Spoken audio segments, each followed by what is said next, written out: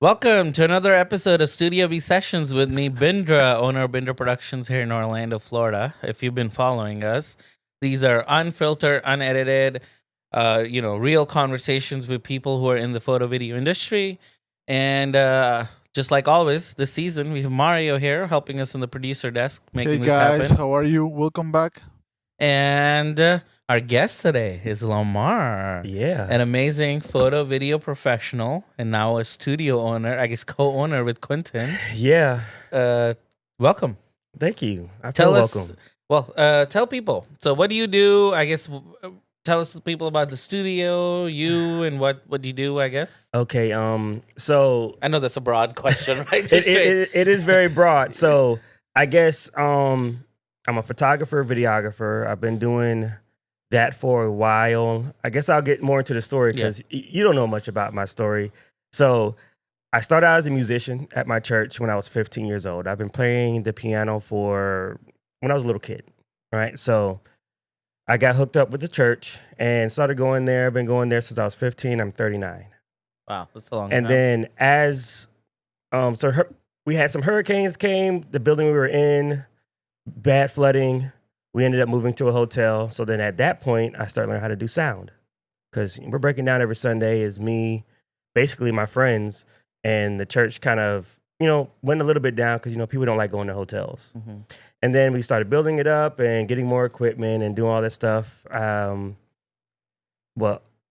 my wife. She started coming to the church actually before that, and I actually brought her. So did that, and then as we moved into our next building, built that out, we had a young man helping out with video, and he's actually doing it professionally now too.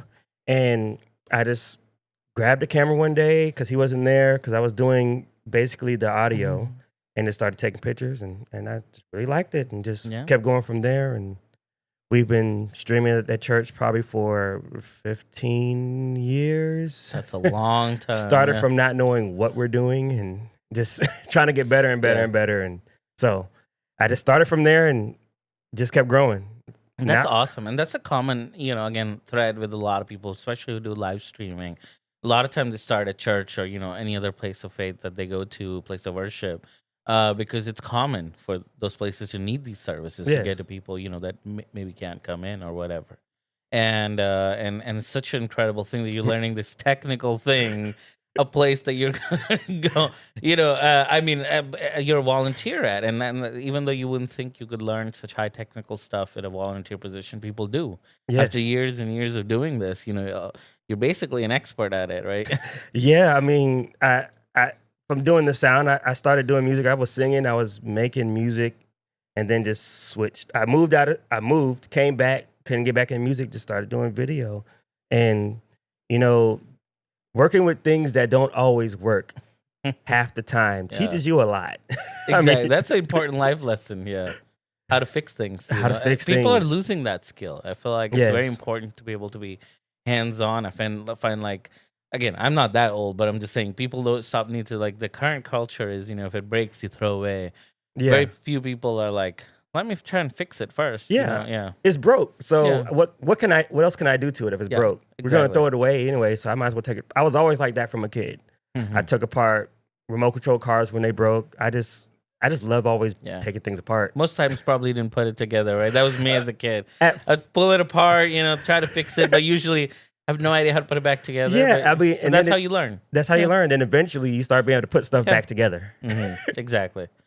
So that's awesome. And then how did that lead to, I guess, today where you are, which is, like I said, building a studio, doing it professionally in your studio, photo and video and all that? So doing the same thing week in and week out.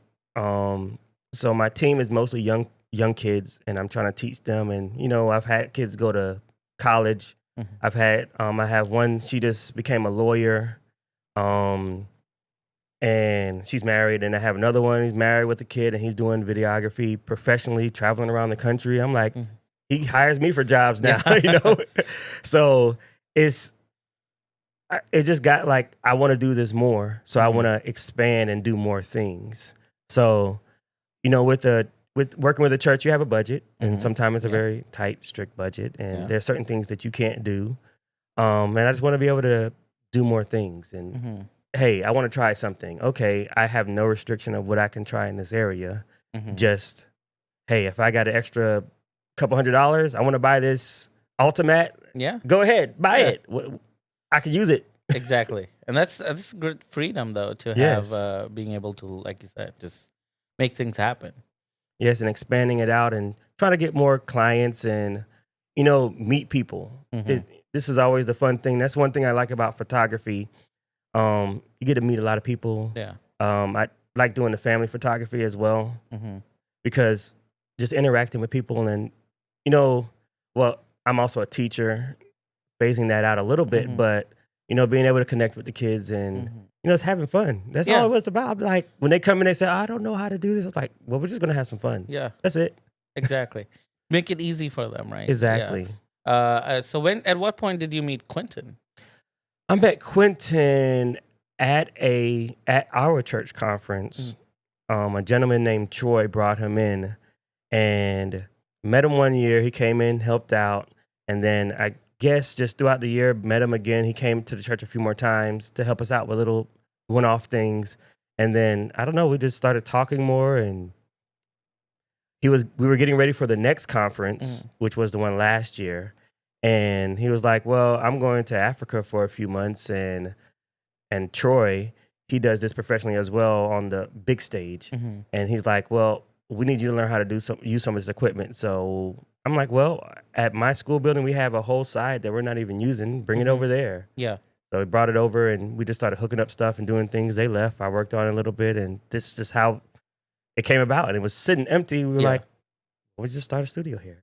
Yeah. That's such a amazing thing if you think about it, right? You had an empty side that you guys weren't using for the school. And obviously you're doing video production through the church. Quentin's working, with the ministry.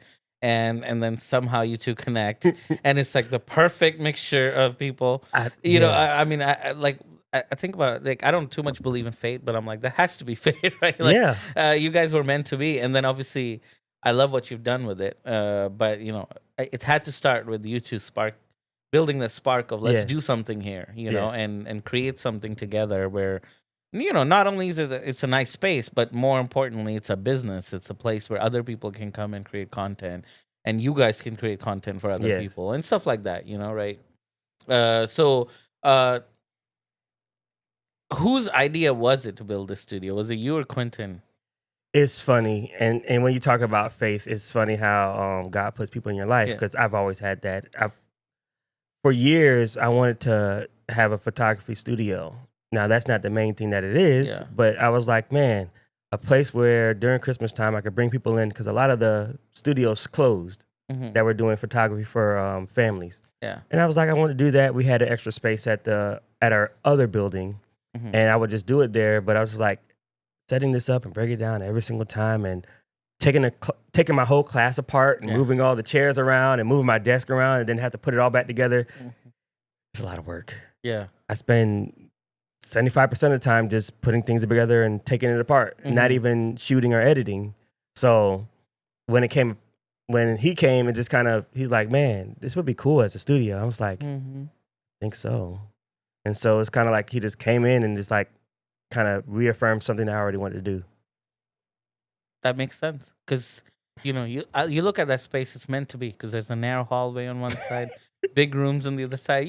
Kind of that's essentially a good layout for a good small size studio where corporate and commercial work can take place, which is kind of, I think, what you're leaning towards, right? Photo shoots, video shoots, podcasts, things like that. And normally, the way the commercial buildings are designed, they may not work for it. But the way that's designed with a small front lobby, so you have more space, makeup room on the right, like it kind of seems like it was designed. I don't think it was, but it seems like it was designed for it was designed probably as a classroom, but it kind of works as a studio very easily. You guys didn't have to it'd be one thing if you had to do a full remodel. All you had to really do is I'm saying you didn't have to change the layout. It basically worked. You just had to paint, obviously get the equipment in there or the setups in there, but you didn't have to tear down walls or whatever. It wasn't an extensive project. So that's really awesome. Like I said, I'm so happy that you guys met or whatever. And the way I was introduced you through was Quentin, because I knew Quentin now for a few years, thanks to Alex. Actually, very long, quite a few years I've known Quentin. At least I would say 4 years minimum. Okay. So through Alex is how I met Quentin. All right. And obviously, I think it was his meetup where, or even before the meetup, he was telling me about his studio idea or whatever. And then I think it was his meetup where we met, right? Yes. Yeah, That's so where that it was was. incredible. Yeah, so it was Quentin who kind of Yes. met us meet, and then we had a chance to work together. So I think we Yes. were doing the Kia Center shoot, and he was really pushing for you. He's like, you gotta have Lamar there. And Quentin is one of my guys. So I was like, Yes. if you say it, Lamar's gonna be there. Yeah, that's one cool thing about Quentin. He's been pushing me to get out there because I think one of the things that I just haven't had with working with Yeah. churches, just that opportunity to get out Mhm. past the church. Yeah. And it's not saying I'm leaving the church behind, Mhm. but just get out past the church and be able to kind of experience other things. Yeah. Because I've been put in a lot of different positions, Mhm. and when I come in, of course, in the church world where I've been working, I was always over it, Mhm. right? But I'm like, it's good to come out and do things and just be able to learn Mhm. and experience different things. And the Yeah. funny thing was, after that shoot, I think about a month later, I got a job working Ty Tribbett. I don't know if you ever heard of him. He's a gospel artist. Okay. He called me to Oh, really? come shoot him at the same thing Oh, really? for That's so- Family and yeah. Faith. I was like, oh, cool. So Now I could you say, know all the alleyways and how to get in there. I know how to yeah. get in there. I would have been lost if I didn't have that. So Yeah, it's just, that place is. I mean, I guess it's all stadiums. They design them, I guess, for you to Yeah, get lost so- in there. But that's really cool. I really appreciate it. Like I said, he introduced me to Andrew. That's what it was, basically. I was like, I want to bring Andrew, and I was like, well, we'll bring Lamar too. How about that? I told my client, I was like, well, we need an extra person.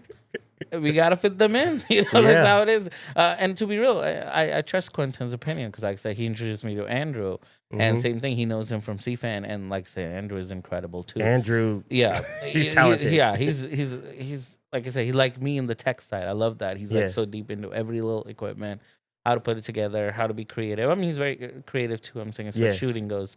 Funny enough, I'm gonna have him a shoot tomorrow, so I'm excited. Okay, good. That's yeah. good. So anyway, so when he's at, I was like, okay, so you're coming, and I told the client, I was like, well, we need extra people this year. It's gonna be more coverage, right? Yes. Anyway, but no, I'm so glad you came, man. It was such good time having you Yes. on set. I think not only did we have fun, I think we had a lot of fun that Yes, night. we did. Even though the singer wasn't a good, I wish you were there last year. Okay. I mean, to be real, he's a good singer. His music just isn't dance worthy. yes. Last year, the singer they had, his music was very, dance worthy. So people were all on the court dancing and having fun. But literally, the security had to be like, no, we can't have that many people on the court, right? Because it's gonna, I guess, damage whatever. They're like, no, back up. But I'm saying it was a party. But versus this year, I felt like less people wanted to dance, and not because he wasn't singing good or whatever. But that music wasn't dance. But either way, we Yeah. still had a party. We had a lot of fun. We were able to go up in the lounge and had a good meal. You remember, Mario? What's your memory from that shoot? From the Kia Center shoot? Yeah. No, I had a lot of fun. We had we could go anywhere, Yeah, we had full Yeah. access. Yeah. full access into the court even. Yeah. So that's great. And then we also had, like you were saying, the VIP access. Oh yeah. to that buffet. Yeah. It was really cool shit for Yeah. sure. How about the shoot part itself? Did you enjoy actually what the content we were creating? The whole India Day thing. Yeah, I know of you guys are course. not Indian. Yeah, I still like. So Yeah, I still like You other get to be cultures. honorary Indians because of So yeah. our next door neighbor by my parents' house is Indian, and he's bought the house in 2003. They did known him since then. Seen his son grow up and everything, and I just like other cultures. I like Yeah. experiencing that and hearing the music, and Yeah, same. it's fun. I mean, to be honest, I really love it because it's a partnership between the ICC and the Orlando Magic. Yes. Because technically, it's just a regular NBA game. Mhm. They just celebrate, I guess, Indian culture on that day. So what all the changes, the halftime show, the post game show, all that is of somebody Indian, right? They probably usually for a halftime have Indian kids, I Yeah. think, who dance and stuff, and then post game is some Indian singer, celebrity singer or whatever, who comes out and sings. Yeah, I did want to say the funny story from that particular shoot when I was upstairs looking for y'all, Yeah. Oh. and then they were like, "Oh yeah, we need to get that." Y'all were Yeah. all sitting down. We came Yeah. from outside. Oh yeah, we need to get that. I was like, all right, let me go right now. Yeah. I just go to the first elevator I see Yeah. and said, hey, I need to be on the floor Yeah. right now. Yeah. They said, okay. They pressed some buttons and they skipped every single floor. Look They at didn't know who that. I was. Yeah. I just some random guy that's come up and say, I mean, I Found had you a had the tag, access, yeah. but still they were like, I'll get you there. Yeah. I got on the floor as soon as they finished. And I was like, That's so good of you to use that power. But no, to be honest, it's on I'll take a little bit of blame. So what happened is, and again, we do this every Yes. year. But it's a year later. yes, So you what don't was remember everything. Yeah. So basically, we captured the pregame show. Essentially, Yes. is the thing. Again, there's too many things happening. Mhm. But anyway, you guys were still outside, right? I think it was Mario. Yes. Were you outside too? Right? It was the two of you, Yes. I believe. Yes. Yeah. Yeah, So yeah. the other 3-4 of us, either way, however many of us was there, we had gone in to get the pregame. You guys were outside finishing on the outside thing. So we got the pregame and we're like, awesome, let's go to the buffet. We Yeah. remember. So we're like, we're going to go, or I said buffet, it's I think in a lounge or whatever. Yes. We're like, we're going to go there and eat some nice food and have fun while we know now the game's going to start. Yeah. We completely forgot they got to do the national anthem next. And I'm like, how can I be so silly? So you guys are now coming in to essentially just chill until, halftime or whatever. Yeah. Right? Looking for y'all. Yeah, exactly. And I'm like, national anthem started. So I'm like, can anyone please get that? Like, we are not going to make it down. And that's when you were like, no, I am on it. But unfortunately, I mean, you did your best. Yes. You weren't able to make it. Luckily, we were able to go to IACC, to go to Orlando Magic and get some footage of the national anthem. Yes. It's just, again, these type of oversights happen. Again, I think I got overzealous. I was just like, Mhm. I could have waited 5 minutes. But again, it wasn't no harm done in the Yeah, no final harm. edit. Yeah. But I'm just saying it was kind of funny situation that you're running. You were like, They I need listen, to go now. They literally, like, I felt like a superstar. Yeah. Because they literally just had me go straight down the elevator, skipped everything. I don't even know if they radioed ahead because Yeah. the person at the next gate was like, "Come on!" Yeah, and wow. I ran straight to the floor and got right there. I just said, "Hey, I'm." Yeah, and I didn't that's so cool. I mean, normally I don't have access issues to this year. I did for one segment. I don't know whoever. The guy wouldn't let me in on the court, and I'm like, dude, I'm supposed to be here, so I had to like go to someone else. He was like, yeah, they're supposed to be. I was like, it clearly says C on it. We can, and we're not Mhm. trying to go during the game. Obviously, Yeah. I'm not gonna be unreasonable there. But during the halftime, Mhm. it's not even. I'm pretty sure it's not even televised. That's No, I don't yeah, think so. Yeah, so that's just for the people there, and that's why we're allowed to be in court and get whatever angles we need. But yeah, I had some guy on one of the corners was like, "No, you can't be on there." I'm like, "Yes, I can be. That's exactly why they hired me. Like, if you don't capture this, then why am I here anyway?" Exactly. No, but that's why I like that gig, because it's like we have certain things we need to capture, but usually in the middle, we have a lot of freedom. I mean, there's some segments where they're Yes. behind the scenes or whatever. We got to capture some sound bites, but a lot of it is we can also get to experience and chill and just enjoy Mhm. while we capture it. It's not the most financial thing. Obviously, it's a partnership. Yes. But the advantage for me is my name's there. Mhm. On one of the boards, I guess. Yep. And then the other thing being is I get to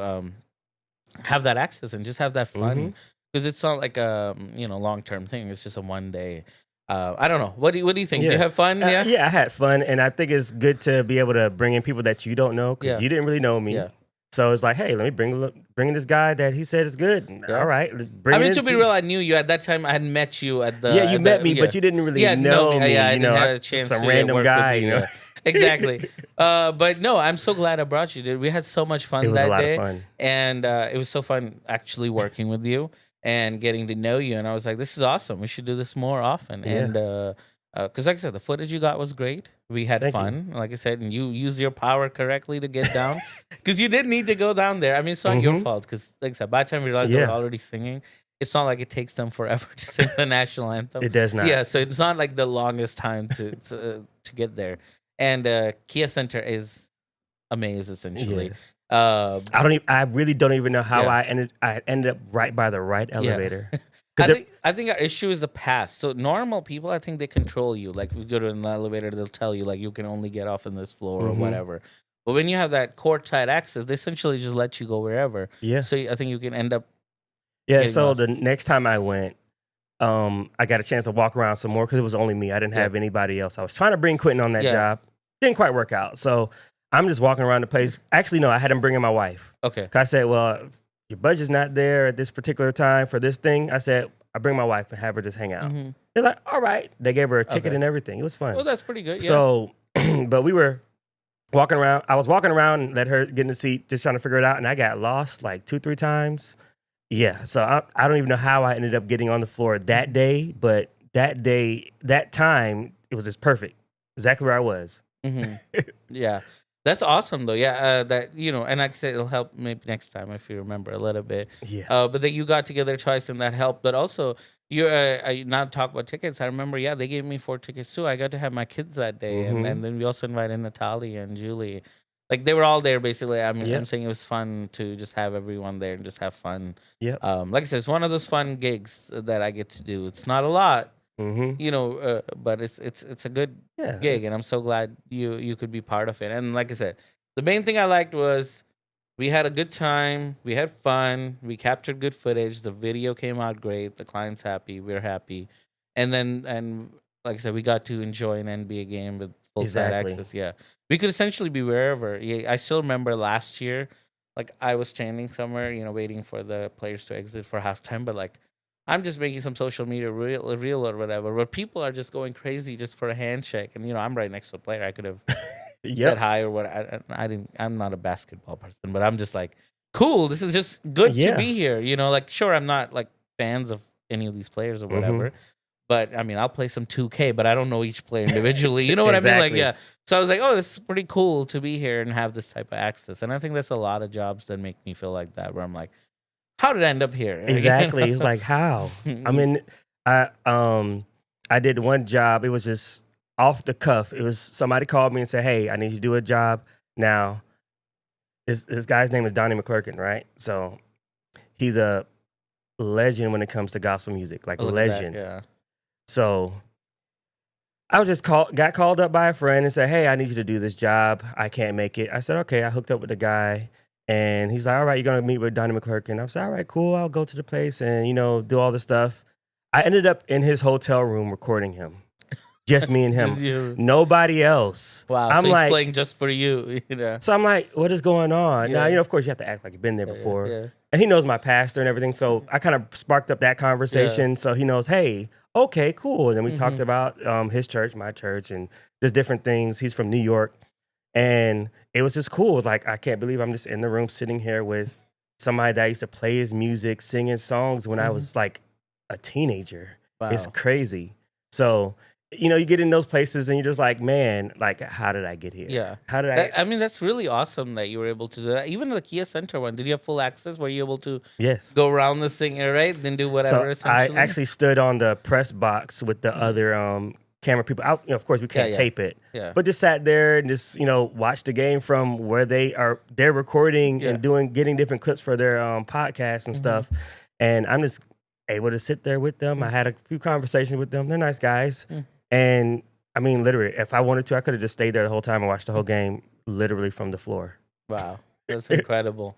Yeah, that's, I think, one of the best things about it. Obviously, I love because I want to make videos and stuff. Yes. I guess it's a secondary benefit, right? Of us doing photo and video. And then next thing you know, you get access to famous singers, famous celebrities. Like when I had Fernando, we were talking about, what's his name? Oh my goodness, I keep forgetting this guy's name.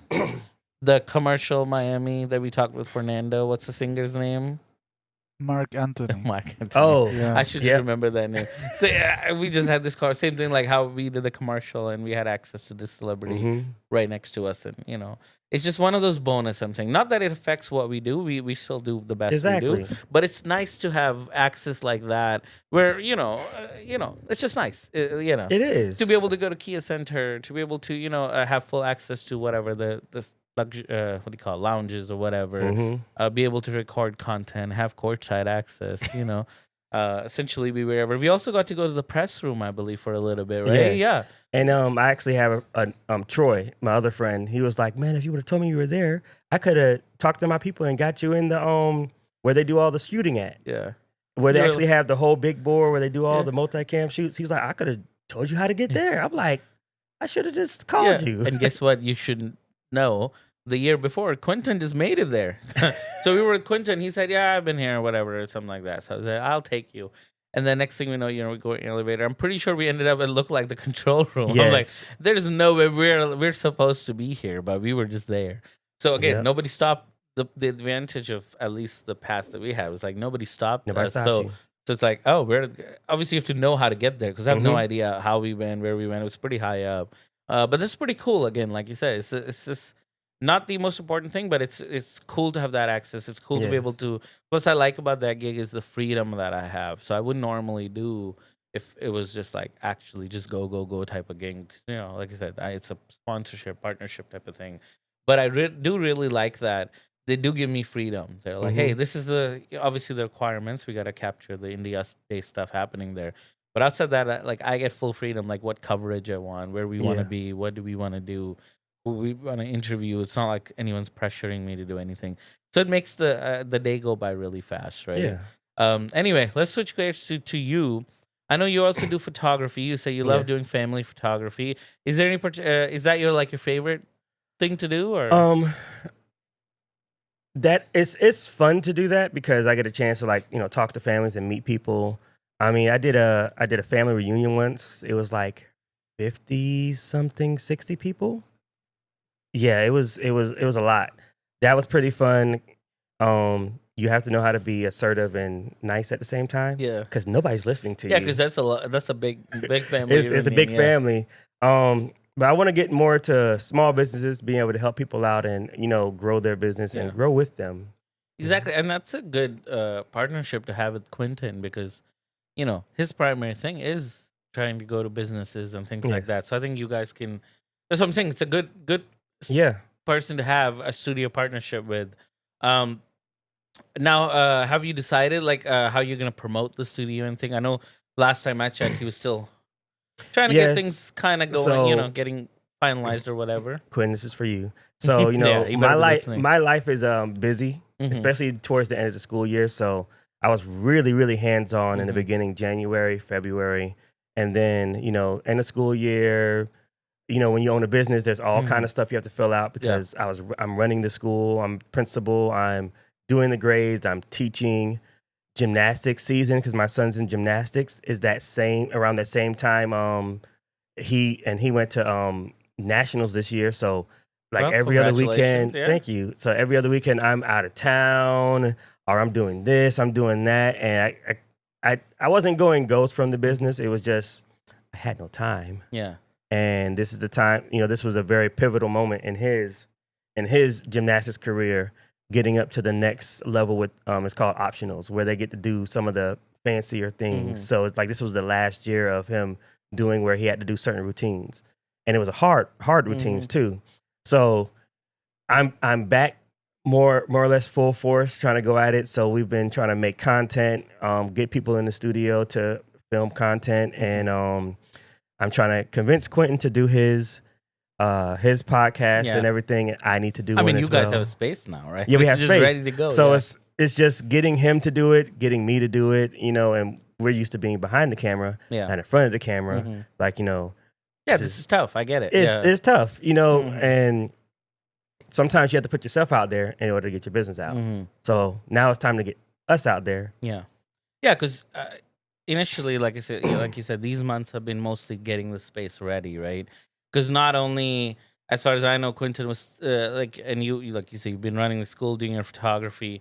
He's also running, his jobs, and then at the same time, anytime you find time, like he was telling me, he was there late nights, trying to Yeah. paint, get the seamless up or whatever, getting the control room ready, and it's come a long way. I remember Yes. being there initially, and I was like, wow, this looks like a lot of work. And then I was there recently when I rented his FX6, and I was like, wow, this looks like the podcast room's like an actual podcast room. There's Yes. actually cameras.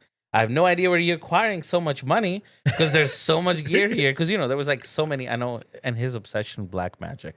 The amount Listen, of Blackmagic okay. cameras that you guys have now in that studio is crazy. yeah. Yes. So one cool thing about Blackmagic cameras, to get on gear a little bit, Oh, he's got to you too. Okay. is when you so right now you're using Sony cameras, Yeah. right? Uh-huh. So with using Blackmagic cameras through the ATEM, you can camera control a lot Yeah. of things. Uh-huh. So it makes it so now, hey, instead of walking to the camera, you can just do it from there. Just log on your computer and do all this stuff. So, and it puts out a great image. Now, I did my first shoot using the 6Ks, and oh my goodness, the footage is massive. Yes. Well, actually, it's my second one. One of them I did, it was almost a terabyte of data. What were you recording in? Were you recording B-raw or something different? B-raw, the first one. It wasn't my camera. It was another person's camera, and we were shooting a gospel concert. And that was the catch-all camera. He didn't fully set it up right now that I know a little bit more about it. Yeah. But B-raw, I don't know what Kodak he used. And I said, okay, give me the footage. I'm going to take it back. I was editing it, and I dumped that footage. I was like, oh, man, I need another hard drive just to keep this footage. It was 900 and something gigs. Wow, that's a lot of 800 and something gigs. Yeah, and it depends on the compression. So I think you can select obviously different compressions for 12 to 1 is probably the best one. Probably the most one, and obviously the more compressed it is, I'm sure it's harder on the computer or whatever to edit. But then it gives you more reasonable file sizes, and that's my entire thing. RAW is amazing, but it does take a lot of its place. data. Yeah, exactly. It has its place. Yeah, if you need it, then absolutely. But then you are gonna deal with the data, the extra workflow and stuff like that. Do you do Resolve for editing? No, no. So you gotta even have. So that first shoot, and it was around Thanksgiving. So we went to my brother-in-law and sister-in-law's house in New Jersey, yes. Yeah. So I'm sitting at the table while they're, like sleep.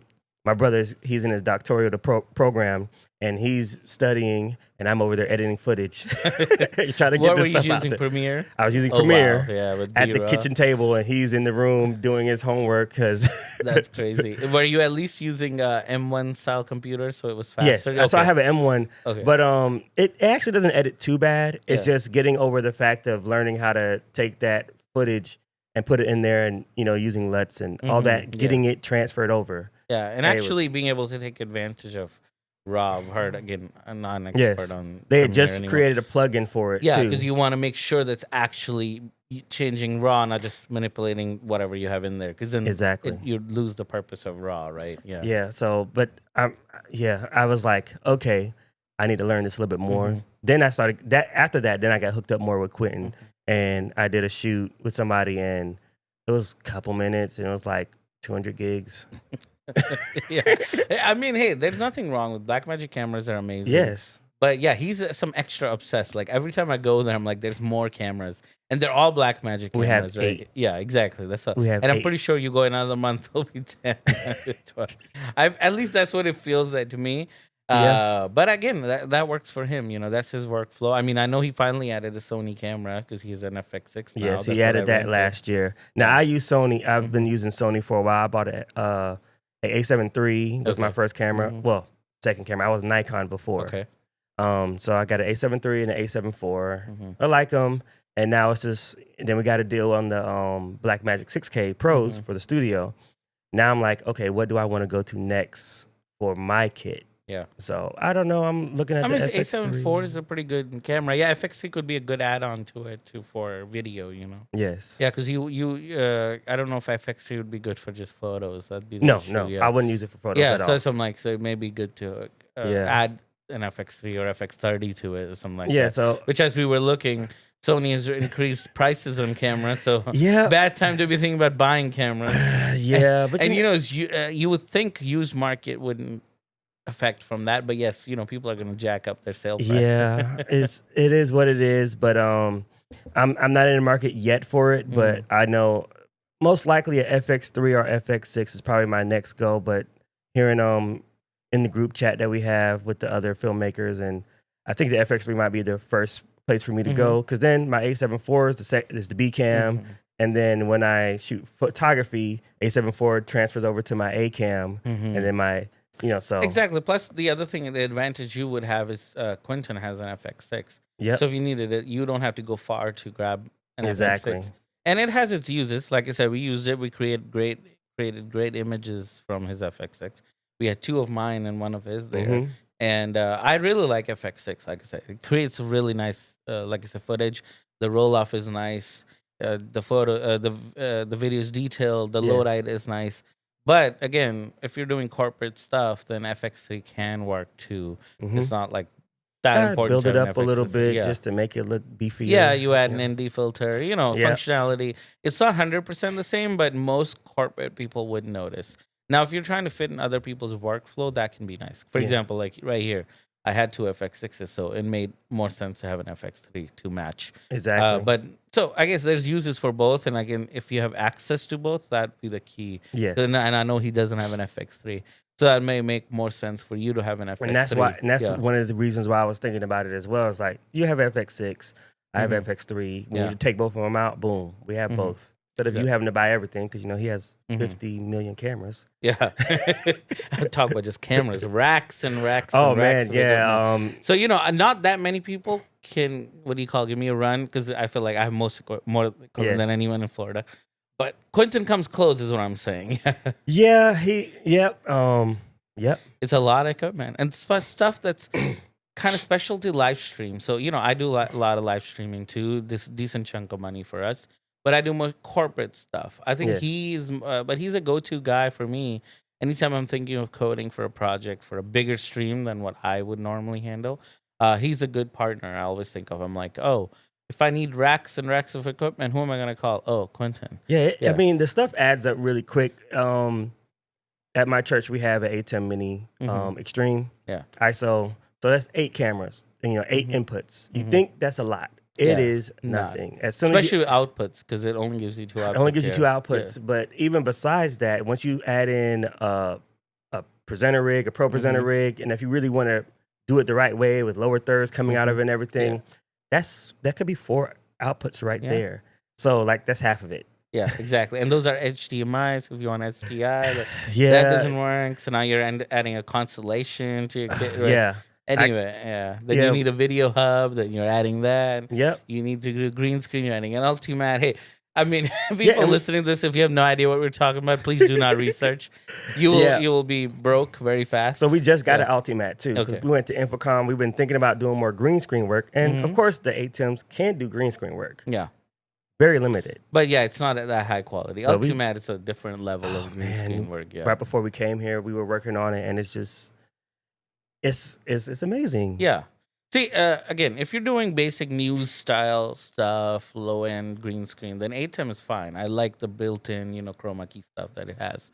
But Ultimatte is like actually usable stuff for like higher end stuff. Like I wouldn't mind it keying live for, a decent sized video is what I'm saying. It's very clean. Like it's like we spending time on an NLE trying to Oh clean man, up the the mat. First day I brought it, I got it off eBay. Mhm. Got to get Yeah. the used price. Exactly. Get the deal. To try it out, and then went to the studio, just hooked it up real quick and did it. I was like, wow, I didn't even really change too many Mhm. settings on it, and it looks amazing. And Yeah. it took us hours to get it to look similar to this on Yeah. the ATEM. Mm-hmm. I don't even want to go back. I don't even want to use the ATEM anymore Yeah. for green screen. No, and honestly. once you play with this, I'm pretty sure you can get like, again, the thing about green screen is, as you know, it's those, random hairs that are flowing away, Yes. right? It's the detail that gets Mhm. lost. And I think Ultimatte, obviously, once you play with it, can get those back without having to spend hours, keying, masking, whatever. if you brought it in here Yeah. right now, had a green screen and did it for his own settings on it, it would look probably 75-80% there. Look at that. And that's really good. For me, if you're shooting me, you wouldn't need to do Yeah, anything else. Probably not. Yeah, it's only the With you, women. we had to do a probably- little bit Yeah. of editing, a little bit of this and that, Yeah. but once you really get into it, which we're going to be getting into in Mhm. the next couple of weeks, it's oh man. When we went to the show, they had a lady with we went to Infocom. Mhm. They had a lady with bleach blonde hair, just Yeah. going like this. Yeah. And when I tell you, like there was no fraying on it, Mhm. and it was just amazing. I was like, yeah, That's really cool. How was that? How was attending Infocom? it was great. It was great. I had a lot of fun. That was my first time going to Mhm. one of those. One for technology Mhm. and video technology. So got a chance to see a lot of stuff that I've never seen before and things that I've seen online. And I do dabble in audio as well. So I got to see some of the audio consoles that I've probably will never touch again. Yeah. And then you just get to touch it and play with it. Yeah. Like oh, this is $100,000 Yeah, mixer. and you can just mess with it because they want you to, obviously. Exactly. Yeah. So Yeah, I got to mess with a Digico. Yeah, those things are they're crazy. I was like, yeah, Yeah. never mind. What made you get out of that? So you're saying you've left music totally behind? Well, or? Doing music, I still play the piano. I still sing some. I'm kind of like a backup musician, but and the musicians at my church kind of asked me, hey, we just need to get you for a Sunday every once in a while to come play. I'm like, that's cool, but y'all got to learn music and the music. Yeah, I have to learn it. I have to practice. I don't have to. I mean, yes, you do have to practice and work on your craft when it comes to video, but I don't have to sit home and make sure that it's this exact way to make it for the show. And if I mess up at the show, then you ruined it. Oh man, I went to verse 2 instead of verse 1, and it's totally different chords. And I still love music. I'm always gonna love it, and I'm always gonna do it. But I didn't. It's weird. I don't miss it as much as I thought I would. And that's when that video or photo may be the more passionate thing for you. And what's crazy for me, I'm envious of people who can do music because I have no music in me. I can tell you the music works for a video. That's my limit of it. I'm like, I have no beat in me, quite literally. And I'm like, and it's so funny because I can take a video part. I know exactly when the cut should be, or if it's off timed or whatever. I'm fine with that. Like, but talk about music, I'm like, I don't know. I think that's what I was born with. What's the word for it when you're tone deaf? Yeah, I'm tone. I have some good friends that are tone deaf with singing, but they know music better than a lot of musicians I know. They know the person who sings, they know all the words. You kind of want them to teach them all that stuff and just say, just don't sing it. Yeah, exactly. Maybe that's who I am, because I do know about music. I'm just I don't remember names. I don't remember lyrics anymore. It's crazy. It's like, who sang that song? I know how it goes. Yeah, I don't know. You can probably sing it, for a little bit of practice. Exactly. So, but I still like doing sound. But it helped me out a lot during church because I was able to do almost every position. When it comes to, I led praise and worship for a while. Played the piano. I was starting to learn other instruments, but that kind of went away. And then I could hop on at any point in time and at least do a little something. Musician's late because it's raining or a car accident in front of them. All right, I'll hop on real quick. Yeah, you'll play some stuff, right? Exactly. Yeah, that's pretty cool. I mean, like I said, it's good to be versatile, and it's good that you did that, which led you to where you are now and what you're doing. Like I said, I think you guys are doing great things. Obviously, I feel like you're spending a lot of money, but that's what you got to do. You got to invest to get it back because, you guys built the studio. Like you say, you bought an Ultimatte, and obviously Quentin's always acquiring equipment, a lot of Blackmagic cameras. It looks good, though. I like the idea that, for example, with podcasts, right? Like when we offer podcasts, we do custom, right? We'll get a nice Airbnb or whatever, a location for them. We'll set it up, but that's a one-time thing. Yes. When we're done, we got to rip it apart. So it's a lot of setup time, a lot of breakdown time. But it's really good to have a space where you're like, hey, this is the set. Cameras are ready to go. It's already attached to control room. Like you said, it already controls with the ATEM. So you sit down, we can start, we can cut right there and then. Here's your file, all right? You could probably even upload it for them from there on. It makes it easy for the client, right? Because you're like, what do we have to do? Nothing. And I'm sure it's easy on both of your sides because, like, what do you have to do? Nothing, because it's already there. I mean, I guess you have to execute it when they sit down. Yes. But there's no setup time. There's no tear down time. There's no figuring it out because it's already been figured out once. Right? Yeah, I mean, there's a little bit of setup time because sometimes people want to, sit like this. They might want to sit in tall boys. So little stuff here and there, but, figuring. How dare they be tall, right? Anyway, So, but figuring, it is fairly simple what we're trying to do. And I think, once we get this started and get it going, the other side, we're probably going to be moving over there soon and possibly building out another set just to have some options. And then, I think it fits a lot of people. It's just finding those people that are ready. Yeah.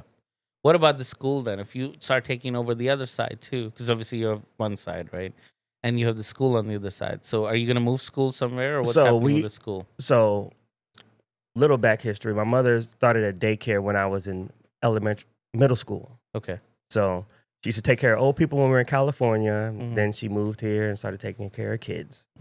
So she had that going, and then she bought a building So that building is still there. It's just we grew out of that building. Mhm. And, through, the C word, we kind of had to restrict it back down and kind of took a lot of students away. Some graduated and we couldn't go out and recruit like we used to recruit. We used to, oh man, my mom used to be out there every other weekend recruiting, but a lot of the live stuff that happened in person went away. Florida Virtual School, a lot of kids started doing that as well. Yeah, I think that time was just a reset for everyone. Yes. Right? So, and interestingly enough, one of our teachers toward the last semester, she moved to Tanzania in Africa. So she was teaching our kids, my son actually, from Tanzania, because she's like, she could do it remotely. So it was kind of cool. So we still actually have another building to work in. Okay. So now everything is moving back there to kind of rebuild that. So that's where the school's gonna then run out of. Makes sense. And then this location's gonna be just a studio, right? Yeah, just a studio. We're gonna be probably renting it out for some other things as well on the other side. Yeah. But it's an undertaking. Yeah, it's a lot. Like I said, just the little that I watch you guys do, it's a lot. And I was like, because I know what it took to make this space happen, right? Yes. And this is just like I said, just a garage that I made into a studio, and it's beautiful. Yeah, well, thank you. But yeah, I mean, at the end of the day, yeah, just doing, like I said, all we did was floor, some paint, some panels, air conditioning, insulating. It's not I'm saying a lot of construction. Yes. But just like yours, it sounds like, just they painted it, put some no. When you think about how much you actually put in, and it's a lot. It takes a lot of time. Like we were, like I said, hands and knees, and plus continue to run a business. Because like I said, I was, like I said, going to shoots, coming back, hammer this, hammer that, and then plus learning, because I'm not a construction worker, so it's like, what's the best way to mount these? How do we hide the nails, for example, right? We got to figure it out, and everything. It's a step.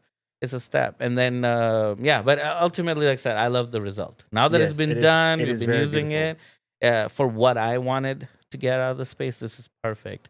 And like I said, already look at that. We're having this conversation right here because we built this space. Sometimes, hey, what do they say? If you build it, they will come. Yeah, there you go. I built it. And or if you build it, you will use it. Yeah, I will. Yeah, because this is more like, obviously our hangout space. I don't get clients here or anything. I mean, we did do one shoot here, and it went incredible. But that's not the goal, obviously, this location. This was just place to house gear, place to have a workspace, place to do the podcast, or maybe some YouTube or whatever, just basic stuff. And I think for that, this is more than enough. Plus, there's no cost to this. I don't have no rent. I mean, I have a mortgage, but I was always going to have the mortgage. Exactly. Right? So this doesn't add to the. It doesn't. All you have to do is get an AC unit. That's like, there you go. Yeah, that which takes. I didn't realize how much electricity costs when you're running an AC 24/7. Yeah. Somehow I cooled the whole house there, and that costs less than cooling this space. Even after insulating it, by the way. Most places, the garage is insulated. Right? We made sure the ceiling is insulated, the floor is insulated, the door is insulated. And it's still like my bill almost doubled, Wow. Because it's 24/7. It's Florida, Obviously, it's fine. It was fine January because it wasn't the hottest. But yeah, man, after that, how it's Florida. Like, it's so hot. Like, it's just running 24/7. Imagine running those racks. Oh, wow. Yeah. The AC at the studio, even if we're not there, I just keep it at a constant temperature. It actually works pretty good. The AC, it's not. Yeah, you probably have expensive. A commercial there, though. That's why, yeah. Because that's why, if you notice, my rack is not in here. That's why my rack is in there that you were mentioning. Because, I don't want that to be in here. Then it would. Oh, my goodness. You get in that room and really start working it. And the AC is at full blast. And you're like, is the AC on? Exactly. No. Yes, it is on. It's been on all day. Yeah. So I'm guessing Quentin's the more technical out of the two of you? Or you think you're technical too? He has more experience with the equipment that we have. I'm very technical too. Yeah.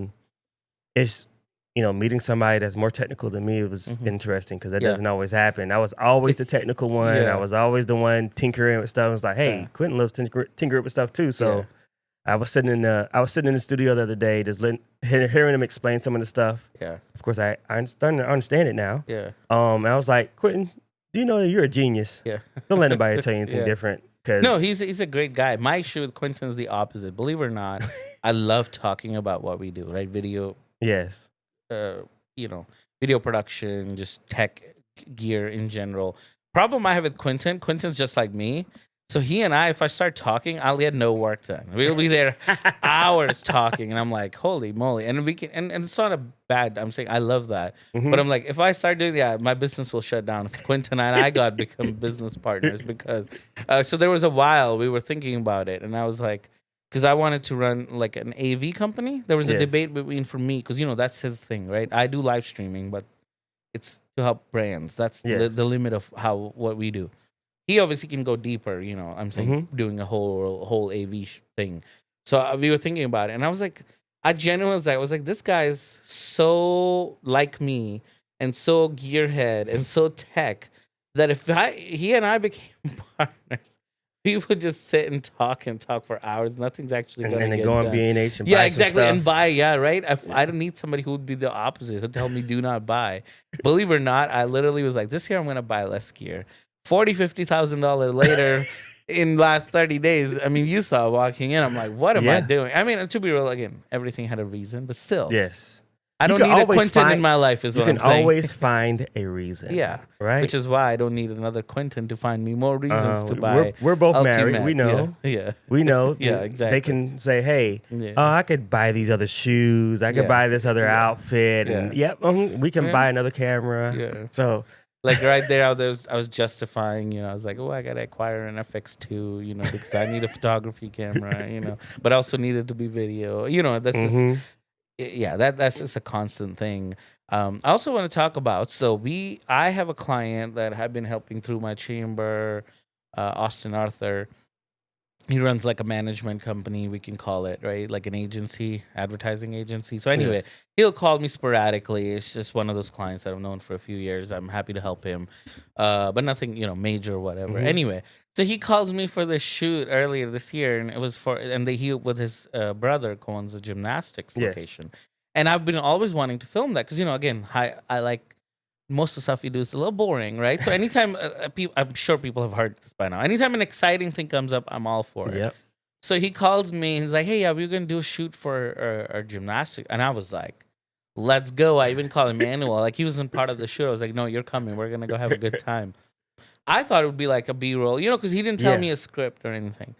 So anyway, I'm really excited, and plus this is the first time he's seen the van because all the stuff I've done is more for his agency stuff, not for Yes. his gymnastics location. And so me and Mario show. First of all, the van was the coolest thing ever, right? To bring. But then they're like, "Oh, here's the script for a commercial." I'm like, "Oh, we're shooting a commercial." It would be nice to have the script before because I could have prepared better. Yeah. But corporate shoot, like we'll roll with the punches. And what's crazy to me is, so now we're shooting a commercial, right? Me and Mario. I'm like, so glad you're here, Mario. And but obviously they know marketing, they understand. So the script was very tight. Yeah. Like they know what they want to do, where they want to do it. So it makes it a lot easier. It does. On us to be able to execute that. So anyway, it was a fun day for us. We got to see a lot of cool stuff, a lot of talented gymnastics people, and plus, I was surprised how big that location is. Yes. Huge. Like we only saw the first half, and then there's like, oh, this is like a whole another. This is where the ninjas go. Yeah, this is where they have the go. And this is- ribbons. This is for the pros, right? Anyway, and then anyway, Mario, what do you think about that shoot? Do you remember? Yes, I do. Yeah, it was really fun. What I like is they really know what they wanted, right? Like Yeah, they had Austin a- with all his team, they were okay. We Yeah, just- they had a whole script and everything. a script. They already know. Okay, let's do this outside, and we go inside, or let's go to a ninja section, and then to this section. So, yeah, I think it was great, and we just saw the video, and yeah, it turned out great. I Yeah, like so it. before we started, we saw the video. So anyway, I didn't know this. So anyway, obviously we did this. We had a good time. It's just a shoot for us, right? And I was like, this is pretty cool. The kids are talented. Obviously, they had different ranges, right? There's Yeah. smaller kids, younger kids, and then pros on the other side doing crazy stuff, obviously. Mhm. And so it was really good. It was good to get a little bit of everything, and we had a good time. But then I didn't know this until later.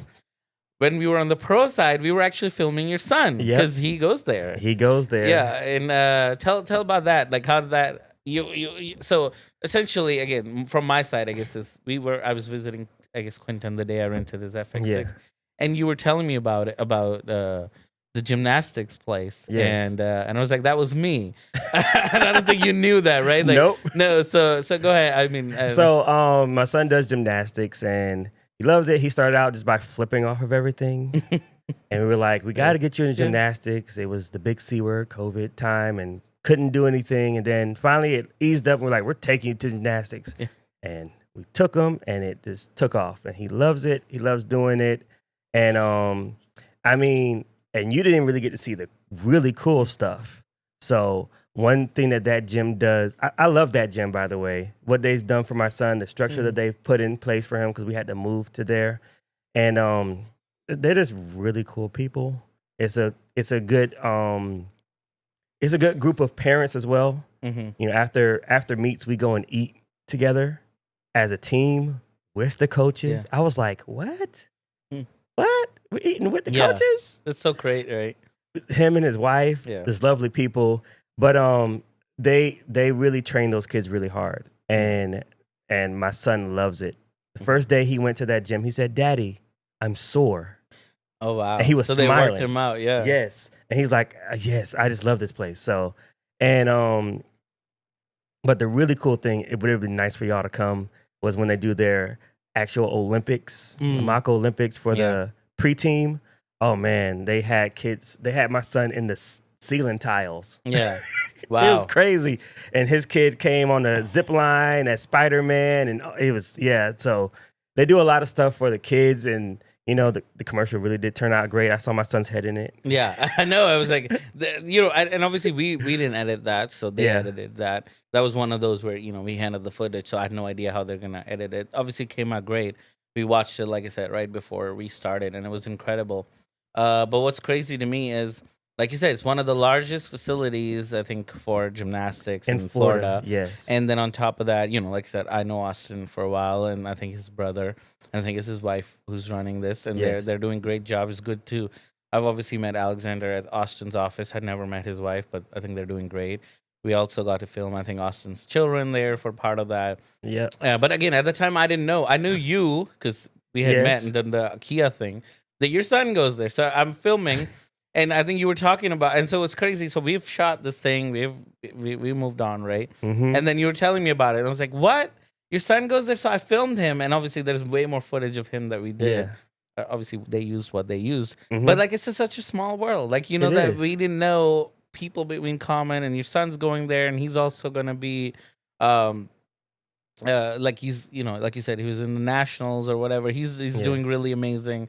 And I think the way I found out was something about you posted about how that's what it was. Good the coaches, right? Alexander. Yes. And I was like, huh, you know him? And I was like, and that's what I think I asked you about. Yes, you asked me about that. Yes, sometimes you just gotta let people know that you appreciate them and put it out there. So I just wanted to make sure, maybe he saw it, maybe he didn't. I don't know. But actually, no, he did see it because he mentioned something. He's like, yeah, I didn't know you did this. I'm like, yeah. Yeah, I mean, because they're helping your son. And like you said, what we talked about, like they're genuinely wanting to, help him and help him grow in his skill and succeed. Because, it's just like us. When people do what they like for a living, what they love, it just makes it better, right? Yes, and it then does. it's nothing but something you want to appreciate. Because at the end of the day, you want your son to do his best. And if they want the same thing, then everyone wins, because that's their job. But then if they love their job, then your son's going to do their best and see that and feel that, And like I said, I felt it. I was only there one day, though, so my experience is limited. But I think both of us had a great time. We're like, this is awesome place. Yeah. I was there. I was like, from both sides, from people who are inexperienced to who are doing the pro side. I was like, wow, like everyone is just having a good time. And if it was, I wish I was in that side. I would love to send my kids there. Yeah. Because I genuinely felt like it was a good place. And again, I'm so glad that we have that connect in the, and that's what I'm talking about. You never know who you know where. You never know. Networking is so huge in what we do. You got to always go out there, say hello to everyone, try to network. Because again, like I said, the world is very small. Yeah. And integrity. Integrity is a big thing.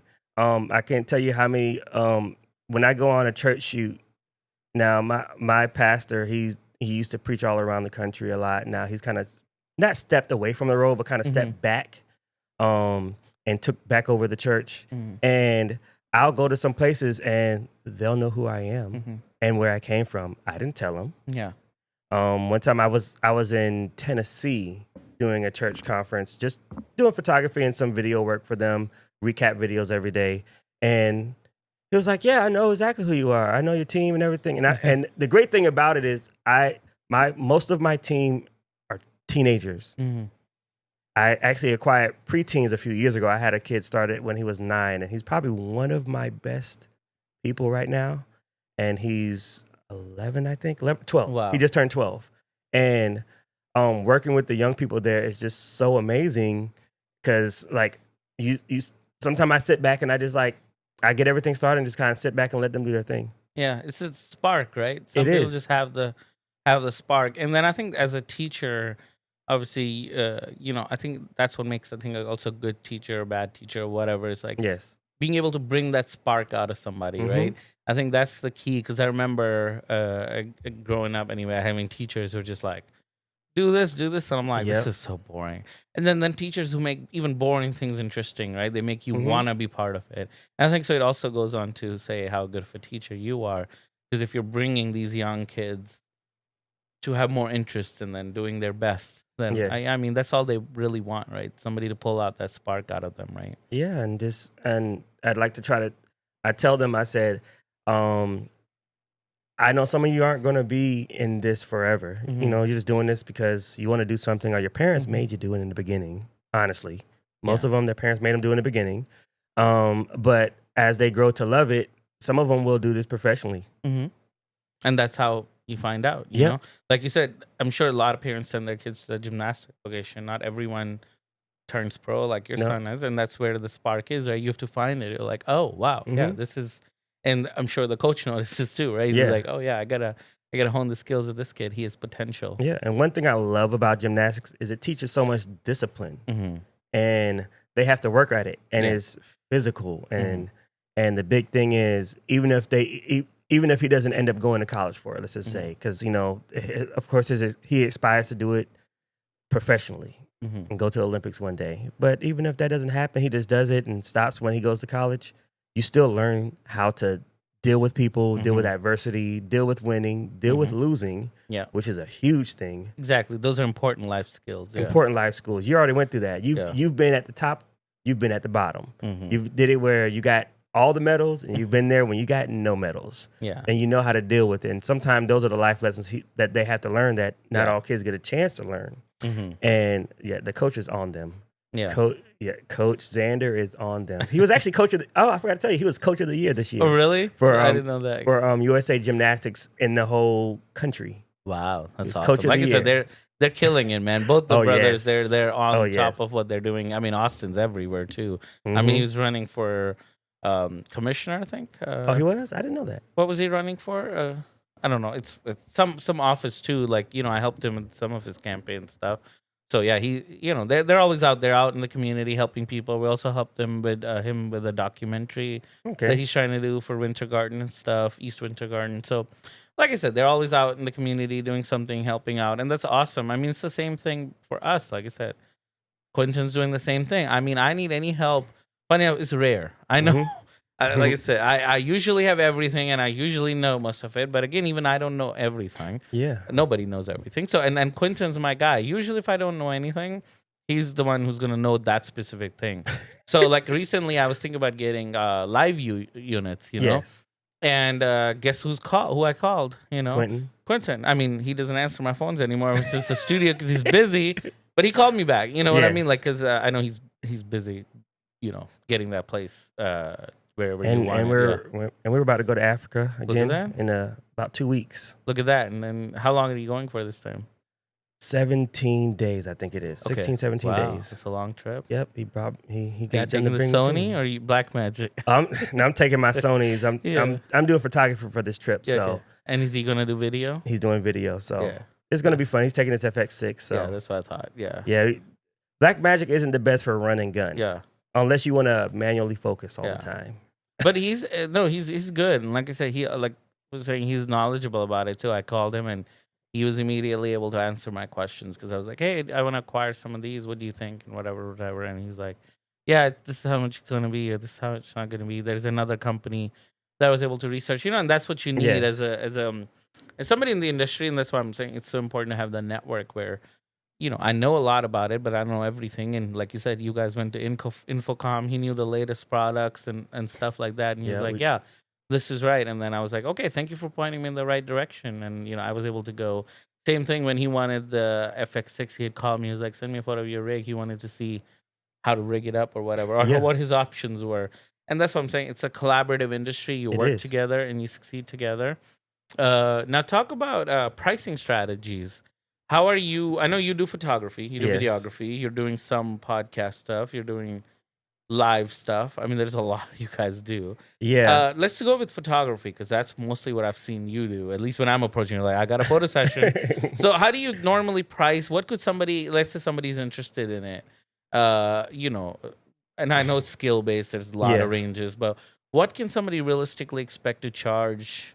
I don't know if they want to So, do photography. First off, let me be real. Yeah. So I am into the professional side of it. I am really starting to get into that side of it of Mhm. pricing it. Because one thing about doing it for church where you're learning, Mm-hmm. you don't charge all the time. Yeah. Sometimes they'll bless you, give you some money and things of that nature, but you don't always charge. So I'm working on growing that and learning, my worth. It's Yeah. hard. It's hard to learn your worth Yeah. when you're used to just doing it because it's fun. Yeah.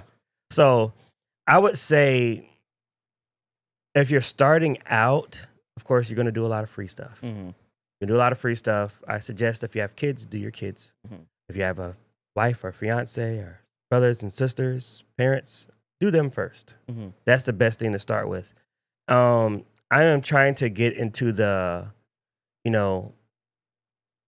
I guess you would say the $500-$600 range. Mhm. That's That's where sort I'm, of like a session. You're saying, yeah. yes, that's where I'm trying to work towards that. But it's finding the clientele because it's hard to. And I was just talking to somebody. I was talking to my wife about this actually. How do you get the mindset of people to get you out of the? Oh, you said how much? I was expecting like $100. Yeah. I'm like, do you know that my rig is like $7,000? Yeah, and then you have to edit the photos. We have to edit There it. you go. Yeah. It's gonna take me a while, and Yeah.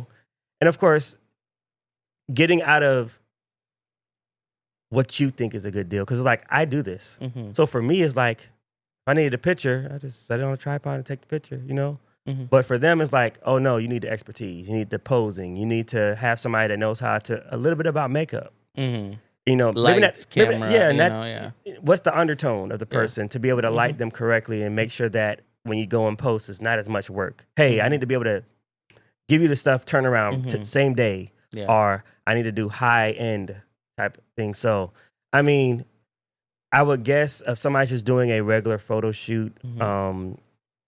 I would guess the $200 to $400 range would probably be your Yeah. starting, and it could just go up from there depending on what you need. I And want these to start. are personal photos, so you're helping, a family or a Yes. couple or an individual. There's obviously more money, right, when you start to do company stuff. Yes. So if obviously, and it also depends, I guess, on people's personality. If they just want to do it for individuals, then it's fine. I mean, this is a good Yeah. rate too. But if you really want to just make money, companies where at doing corporate events, Exactly. corporate photography, headshots, right? Yeah, and that's where it's kind of hard of pricing is saying, hey, I want to be able to do these family shoots because Yeah. I like doing it. I Mhm. really do like doing it. Yeah. But then also, hey, I have a family. I need you to do a family reunion. Yeah, that's going to be a lot different pricing Yeah. structure than, hey, me and my husband want to do a photo shoot for an hour for our anniversary versus I need to make a whole set. I need to drive 45 minutes. I got to bring all these lights. I'm not going to know what's going on. I got to do, there's like 8 different families in this big family. I need to do some of those, pose them here, pose them there. And by the time you leave 3 hours later, you are totally exhausted. Yeah. And that would be a lot more money, right? A lot more Because, money. Like you said, there's 8 families. You're driving. You're also going on location versus them Yes. coming to your studio. Yes. So what would something like that be? What, a couple thousand, maybe more? That would be nice. Yeah. But probably starting in the 1,000 range. Okay. I mean, for that's something not for bad, a big though. family. Yeah. Yes. That's really not bad. You going there for 3 hours, like you said, Yeah. getting some photos done and giving them And photos. first 30-ish minutes, you're just like kind of talking, Yeah. getting people where they're at, finding out who's who. Yeah. Okay, this is grandma. So make sure to get her and do that. And when you have little kids, one thing that I always do whenever I do family photo shoots and I do little kids is if they come in ready, I'm starting with them. Yeah, because they're not gonna look like they're not even just look like. Yeah. Once they are tired, Yeah. they're done. You're not gonna get any great photos. Yeah. When the kid is tired, you can't cheer them up. They're hungry, whatever the case may be. Yeah. If their toddlers are below, and especially if you're outside, Yeah. that's it. Yeah, Florida, man. Yeah, so you get that out the way first, and then you start getting to the older ones. Like, all right, y'all got to stay, and then teenagers, got to cheer them up. Yeah, well, that'd be a hard job. It's like that's who I like dealing with Yeah. when teaching. I like the middle high school kids. They are becoming different nowadays, though. They are very different. I mean, they're growing up with the what do you call it, the scroll lifestyle, right? Just being on their phone. Yeah, all the their time. attitudes a little bit differently. I mean, I'm not. I guess I'm getting into the older range. I'm 39, about to be 40 this year, and they're just different. They are from 4 years ago. They're different. I'm like, who are you? Wow. What would you so describe, like, what do you mean by that? Like, in what way? Is it just because they're growing up in this environment? You know, Their attitudes are different and Yeah. how they respond to people. It's different. And even when I went to high school, you know, we were a certain way. 2 years later, I was substitute teaching, and I couldn't recognize how they were acting 2 years out of high school. Not because I was different. Of course, I was different. I'm an adult now, and I'm changing things. But and of course, you know, vernacular is going to change. Things that they say is going to change. But the way they acted towards adults changed in 2 years. It's crazy. Wow. And even nowadays is different, you know, and depending on areas that you're in, the 2-parent household, 1-parent household, there's the grandparents raising them. I mean, I could tell you some stories that I probably wouldn't say on camera from what I've experienced in that. And you'd be like, really? That happened? The mother and the grandma came in there to do that? What? It can get crazy. And then you have some kids that are just diamonds in the rough. All you need to do is give them a little bit of encouragement and they excel. They go from almost failing out to almost straight A students. And all they just needed was a little bit of encouragement. Yeah. But then those are getting further and fewer in between That's now. so crazy. It is crazy. And I say, you know, your lovely family, you got to keep those kids close and just make sure that you're monitoring them. And hey, you know what? Till you get a certain age, I choose your friends.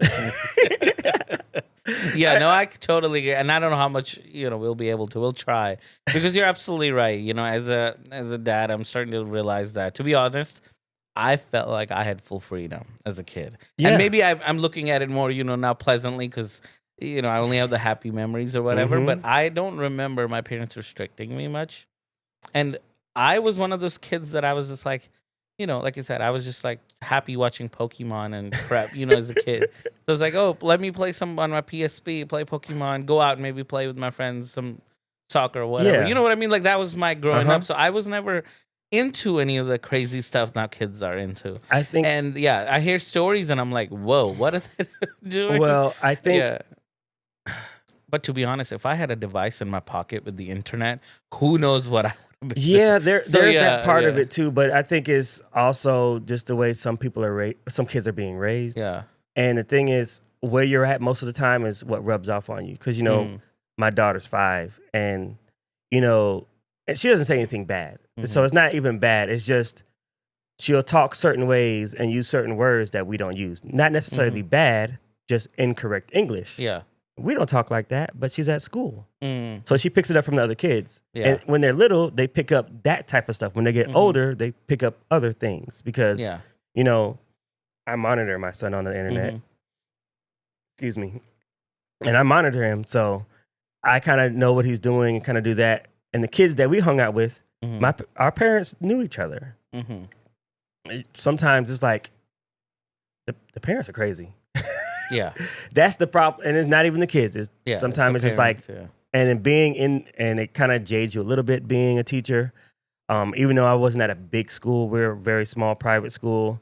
And just seeing that there's parents I didn't meet, I had their kids for 3-4 years, never met the parent until they had a perceived problem. Wow.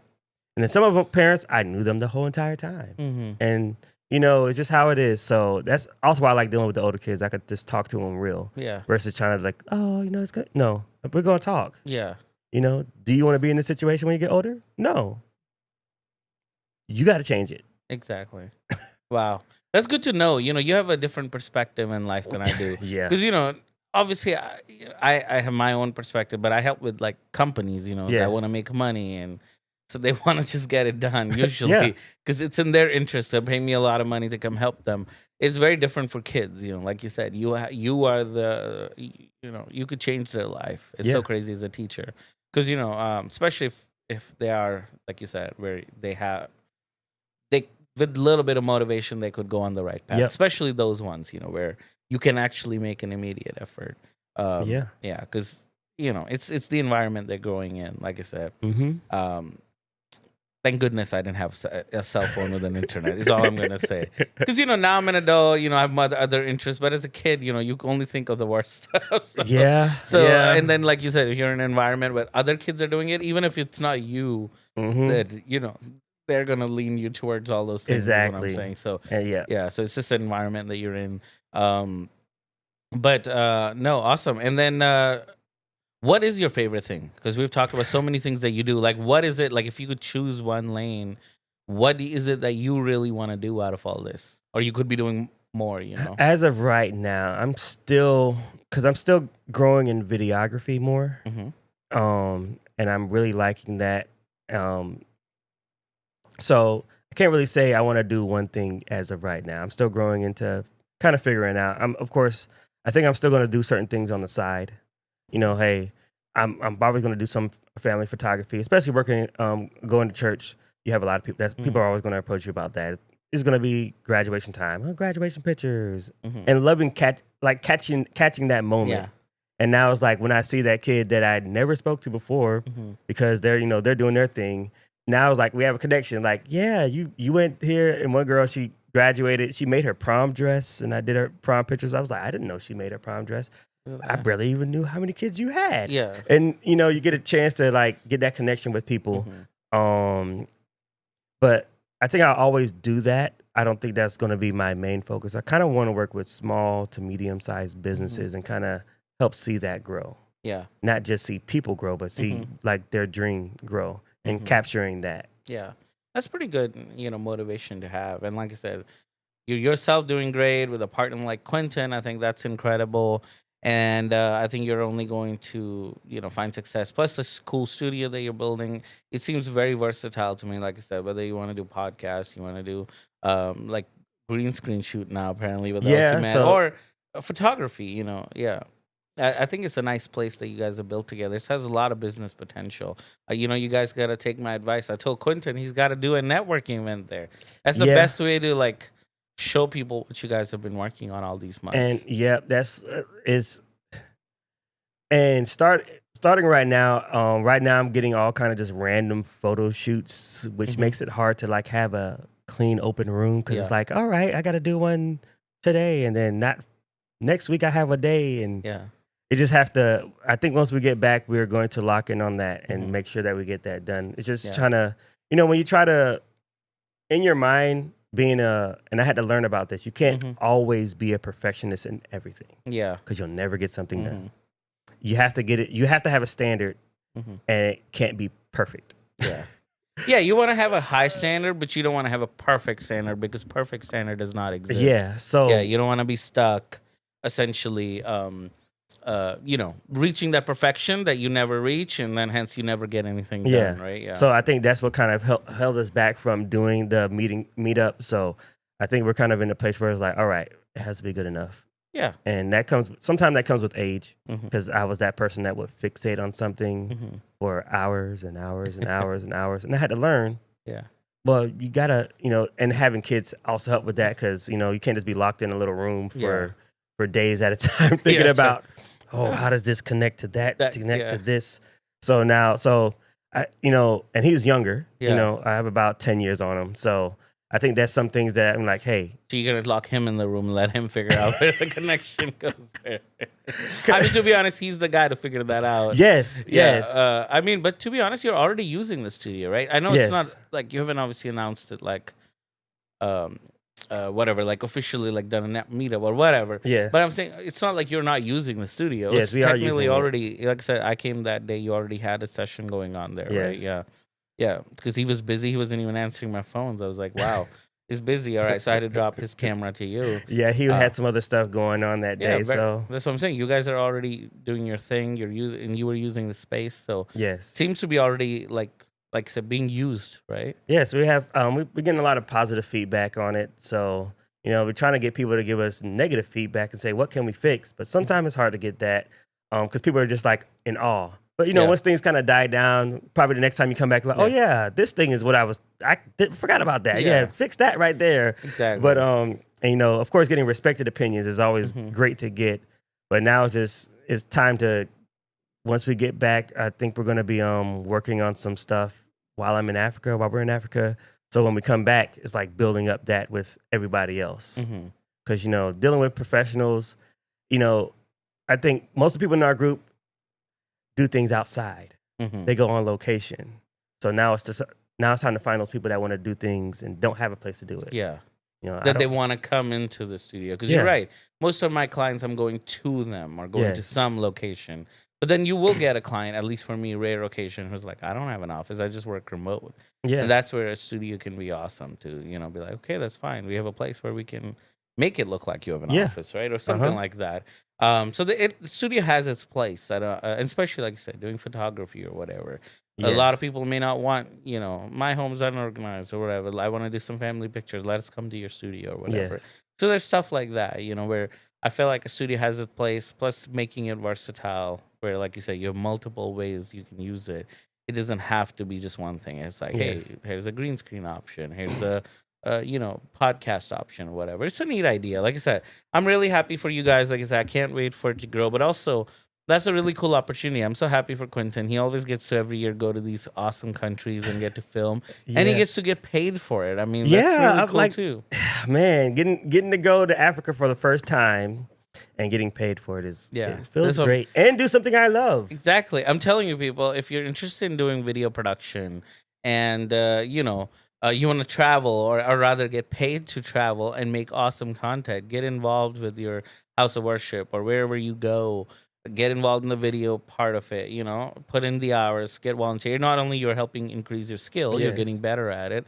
I think the other indirect advantage of it is you on these mission trips or wherever you go, you have the opportunity to now tag along, get paid, create awesome content and travel for free. There's multiple benefits to doing that, right? Yeah.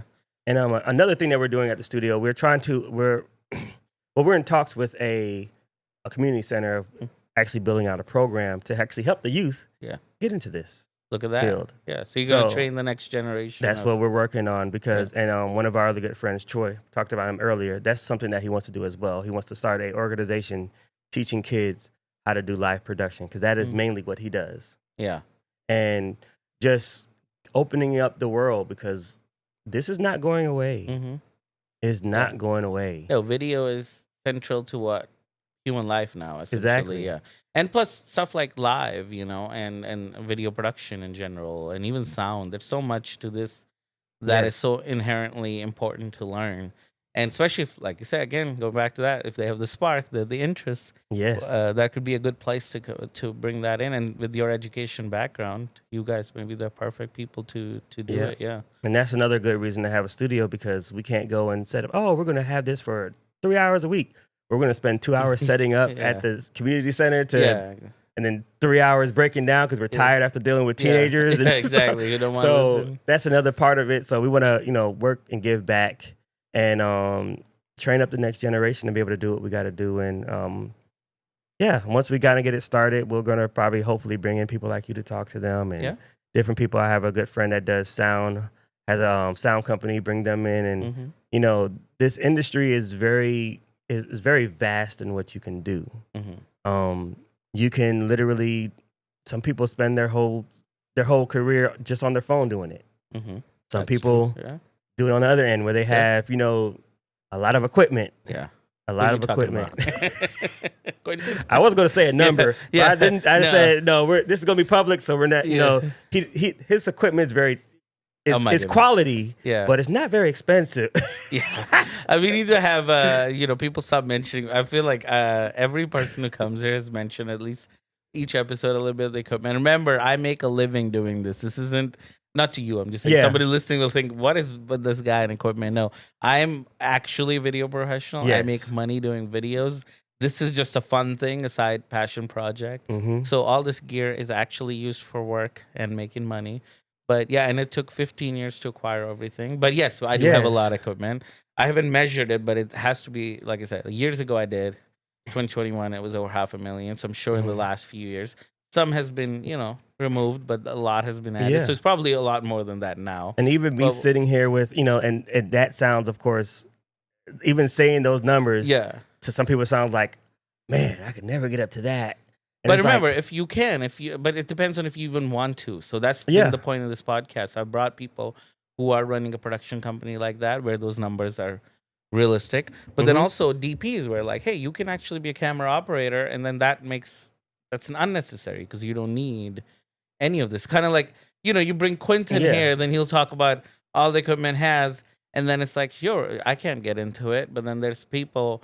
You know, like Alex recently was like, he did an AV job and he made $8,000 and he had to bring nothing, you know, and he was flown to the event. He did his thing. Obviously, he's technically knowledgeable, but yeah. what I'm saying is in this industry, there's so many avenues.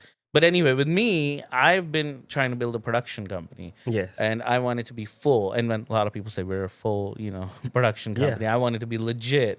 So we have to have lighting, camera, sound, grip, electric, you know, everything. And then when you start to slowly acquire that, eventually you end up with Trust this me, and a van full of crap outside. because even at my stage, you know, I'm just starting to get into the wanting to do it more professional, and I have like probably $20,000 worth of Yeah. equipment, and I'm like, how? Yeah, I mean slowly, right? Yeah. It's slowly, Because you know, you don't buy- think about it. You buy a camera here, lens here. Yeah, right? and then he's like, okay, and then you know, the great thing is when you know people, you get deals sometimes. Yeah. So you know, I'm quoting it at market rate, Yeah. not what we actually paid for Yeah. it. But you know, you And start. apparently tariffs will increase the value too. Also, Yep. value goes up Everything's that way. more. Yeah. So it's like once you start adding that up, it's like, oh, okay, yeah, I bought this $500 light. I bought this $2,000 camera. I bought a $1,500 lens. I bought a this, that, and that. You know, it adds up. So even at my scale, where I'm just like literally like, I could probably fit most of my stuff in a large vehicle. Mhm. It's still worth more than the vehicle. And it's like, Yeah. how did that happen? Yeah, and I that's look- the nature of what we do, right? I think I'm like, equipment's not important, but slowly as you do this more and more and more, you end up with tools that you need. Mhm. And yeah, it ends up costing more than the vehicle you're carrying it in. And yeah. I'll say this too, just for anybody that's watching out there. Everybody feels like selling all their stuff sometimes and quitting. Trust me.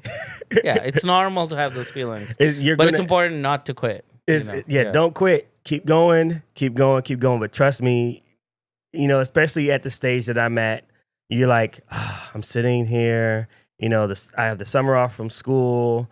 I'm trying to come back, but at a lesser capacity. Mhm. How am I going to do this?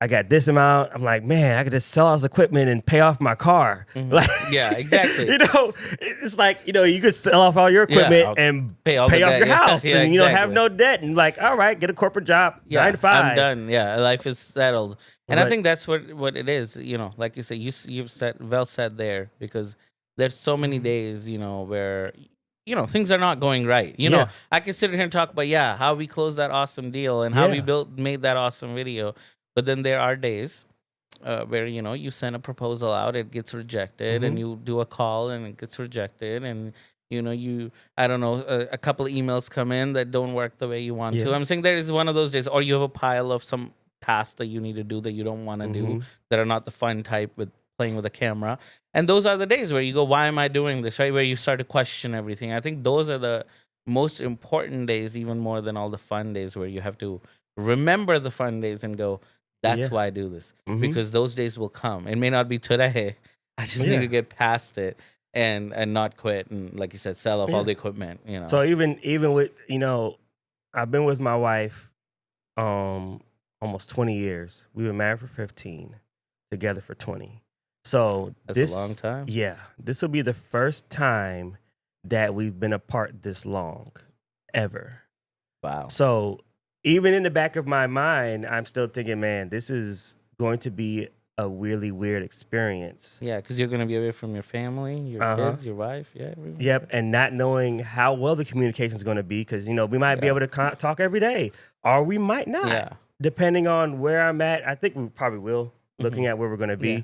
But it's still like, I'm not thinking our relationship is going to go awry or anything. But it's like, you talk to somebody every day of your life for 20 years straight. It depends. How does she feel about you leaving? She's like very excited. She's like, go. Or she's like, no. Well, she's excited for me because of the experience that I'm going to have. Yeah. But also, I know she's like, man, I'm going to have these kids all day, 24/7, have to take him to practice, still have to work. Yeah. And, deal with her daughter. Even, my schedule's still kind of crazy now. But it's like, hey, okay, at least a day of the week I'm not working, generally speaking. Yeah. I have a day off, or I'll be able to take the kids, or just, hey, get away from your mom. Come, let's have ice cream or something. I don't know, whatever. Or cook a meal or something. Yeah. Now it's going to be her. Yeah, 2.5 weeks at least, right? Yes. And I mean, we've had it where I went away for about a week-ish, about a week. Or when they went to Tennessee, my wife took my son to Tennessee. So it was just her and him, but he was at the camp, so she was by herself. So there is that, but it's like 17 days not seeing them for the first time. It's a very exciting experience, but it's also like, man, what am I going to do? Yeah. You'll figure out. I mean, you'll know immediately how you feel to get on that plane. But I mean, what you are going on is an incredible adventure too. It's kind of like the pros and cons of everything. So, and like I said, you're going with somebody, nice who's been there already. Quentin will make you try all the pizzas in Africa. It's so funny. That guy went all the way to Africa only to eat pizza. So I understand. I mean, I understand what he's saying. We've had talks about it, and it's like, you're going there to work. So so my uncle used to run McDonald's in the Caribbean, right? Okay. So when I was younger, I went to go visit him. Me and my sister, and he stayed in Puerto Rico. And we went to St. Martin. I was sick the whole entire time. There was the McDonald's, street, other stuff, beach. Didn't go to the beach one day.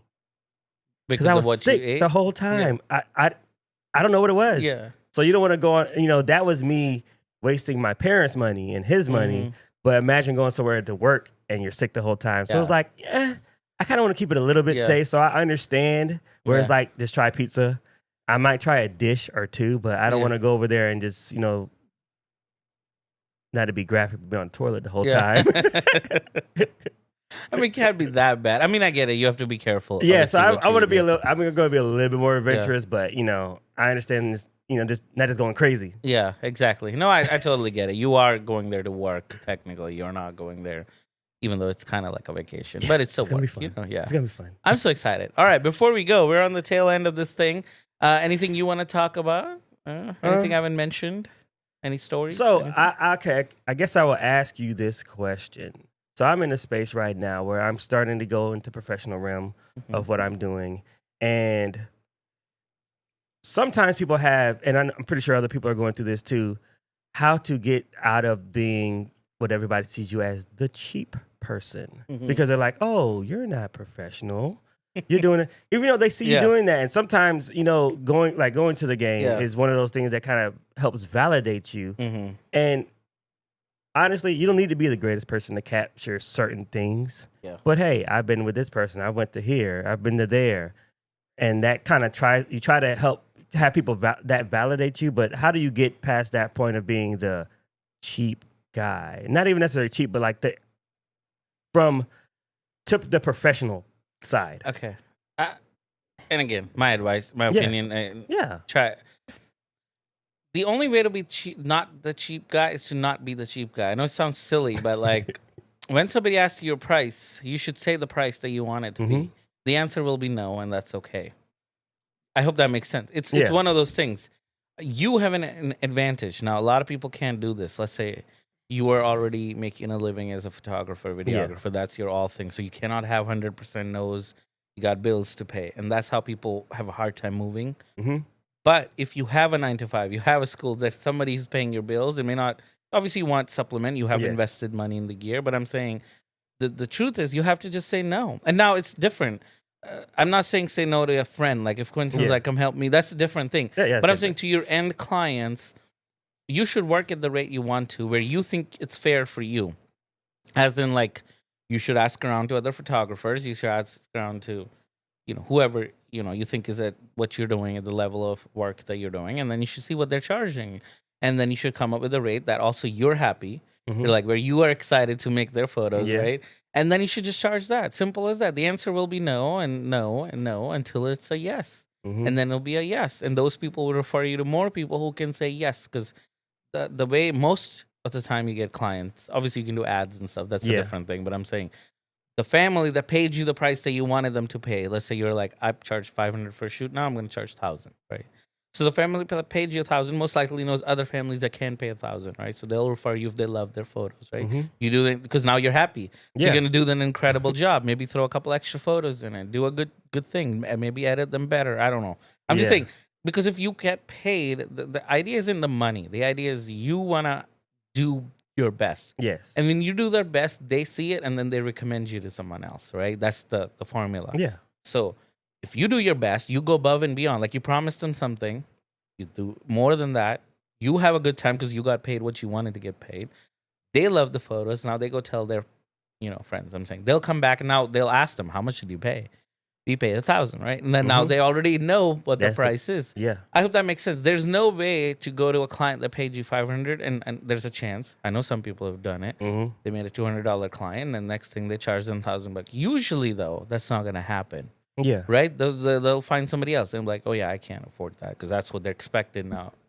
So usually you don't move clients. My thing is you have to find a new clientele. That's just what Yeah. it is. And you should set your rate. And you should find people who are willing to pay that rate. Now, it may be difficult in the beginning, which is why you want to have a 9 to 5 Yeah. until then. And then when you do, then like you said, you do your best. Don't cut corners. Don't. And then, like I said, they'll refer. And then it's like a web, right? The more you do, the longer you do this, the bigger Yeah. the web gets. And then that's your rate. But then you always have this struggle in life because then they're like, now I need to up my rate again. Yeah. Then you start again. It is a thing though. Then good luck getting these people. There's a high chance some may come back for a little higher rate. But Yeah. usually that tier is that tier. Then you start again, Mhm. right? Then you have to go start all that again. So usually it's like pick a rate that you're happy at, that you want to make. That's also reasonable. Yeah. If you never get a yes, then you're the problem, Yeah. But it's okay, like in the beginning. $5,000 for exactly. headshots. One headshot. Yeah, Well, I'm not yeah. Peter Hurley. Yeah. I don't know if you ever heard of him. Yeah. I've He heard that char- name, yeah. That guy charges like a couple grand. Yeah. So I mean, Oh man. yeah, if you can and you have see, the thing is, it's also a skill thing. What I'm Yeah. saying is like I don't know if, and you as you progress, you start taking photos. They're good, but they're not there. Then the next Mhm. level, then the tier above, and there's a tier above, and then there's that guy, and Mhm. there's all levels, and then you should charge at your level. My thing is, if everyone's saying yes to you, your rates are too low. Yeah. If everyone's saying no to you, rates are high. But sometimes that's rare. That's what we were talking about, is switching clientele. So usually I'm saying that's the easiest way to adjust, right? But usually you are stuck in a clientele. Let's say you're a student, you come out, you charge $100 to make a music video, shooting, editing, providing equipment, everything, right? It sounds good as a student. You're like, hey, Yeah. I can make one in a few hours. It's just, obviously the tier of music Mhm. is low. Then you go to 200, you go to 300, you go to 400, and you're like, I'm good. And now you're like, I'm stuck at $500 music videos. Because guess what? After that, the level jump is huge, Yeah. right? You can't make that usually, what I'm saying, with a phone and a computer like you can. And then that takes an effort. And that's usually it is. You have to find out. And if you don't know, also I want to say that because people are like, I don't know. That's when you go find somebody else. Then you find somebody else who is charging that kind of money and you say, hey, let me come hang out with you on a shoot or something. See Mhm. what they do for that kind of money. Because it's not just charging certain money. Exactly. And then I'm saying, then okay, you're like, oh, sure, I'll replicate that, right? I'll give that level of quality I'll bring that level of equipment, and now you can start charging that. And it may take a while to start building new clientele. Yeah. I hope that answers the question. Yeah, The point I is, got you. if you are in that low tier pricing, I'm saying you have to just sometimes just completely start from scratch with completely new tier of clientele, Yeah. which is tough. I was starting to. So, one thing that I don't shoot a lot of, because I don't want to, is weddings. Yeah. Every time I do a wedding, I say I need to charge more. Yeah. And I think I heard you talk about that with somebody on one of the other podcasts about the weddings. It's hard work. And remember, it's different. See, when a family comes to you, you have the ability to make them laugh, smile, get to know them, make them comfortable. And again, I'm not saying that each one is better. It's just different art form. Versus a wedding, you can't. I mean, sometimes you can stage them. I'm saying. But usually you can't control the situation a lot, right? So you have to roll with the punches. Unless you're Justin Porter. Yeah, there you go. Then you can maybe you can be like, it's gonna be on YouTube. Anyway. But the point I'm trying to make is you're rolling with the punches. And that's why it's a different art form. You have to just obviously figure out how to get the most. And it may not be for you. And obviously and that's okay. And that's why I tell people, like, weddings are not for me. I can go make corporate videos all day, every day. Now I will tell you, Indian weddings are amazing. Yeah. They are amazing. I mean, if you like them, then they're like the end product. Yeah. I'm saying the end product is I can make when they go all out and they have like the week long, and I'm like, man. No, I mean, they're amazing for people who love, like I said, people that love doing them. Yeah, I grew up, obviously watching enough weddings or going to enough weddings, and it was like, it's awesome on one way. Like I said, as a kid, I loved all the snacks and food you could eat. I'm like, sky's the limit, because it's usually buffet style or whatever. Yeah.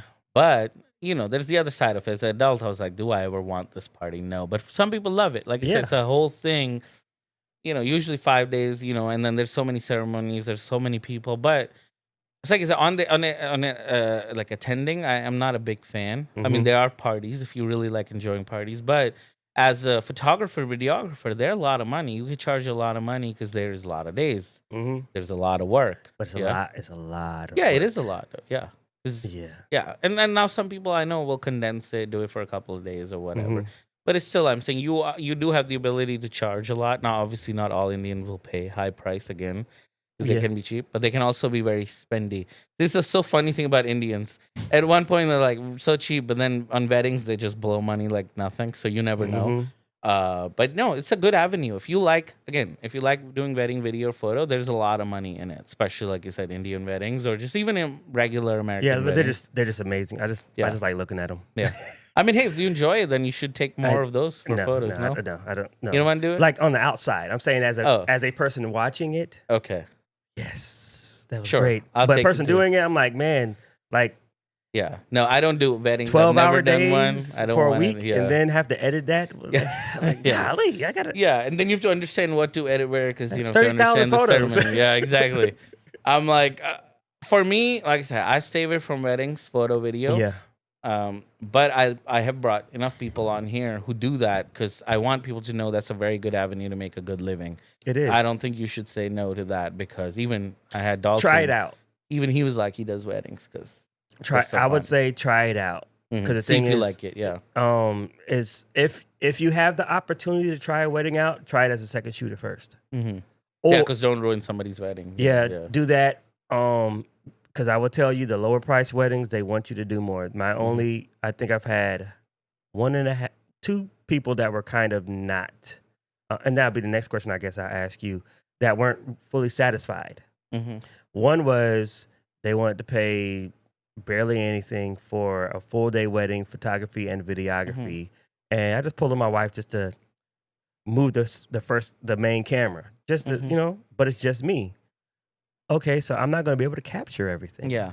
And then even their pastor, they tried to complain to their pastor, because I know him, and he was like, you wanted something where you need like 3 people to do it, and you had one person doing it. He's not going to be able to capture everything. You want a picture of the kiss? I can't do video of the kiss. Yeah.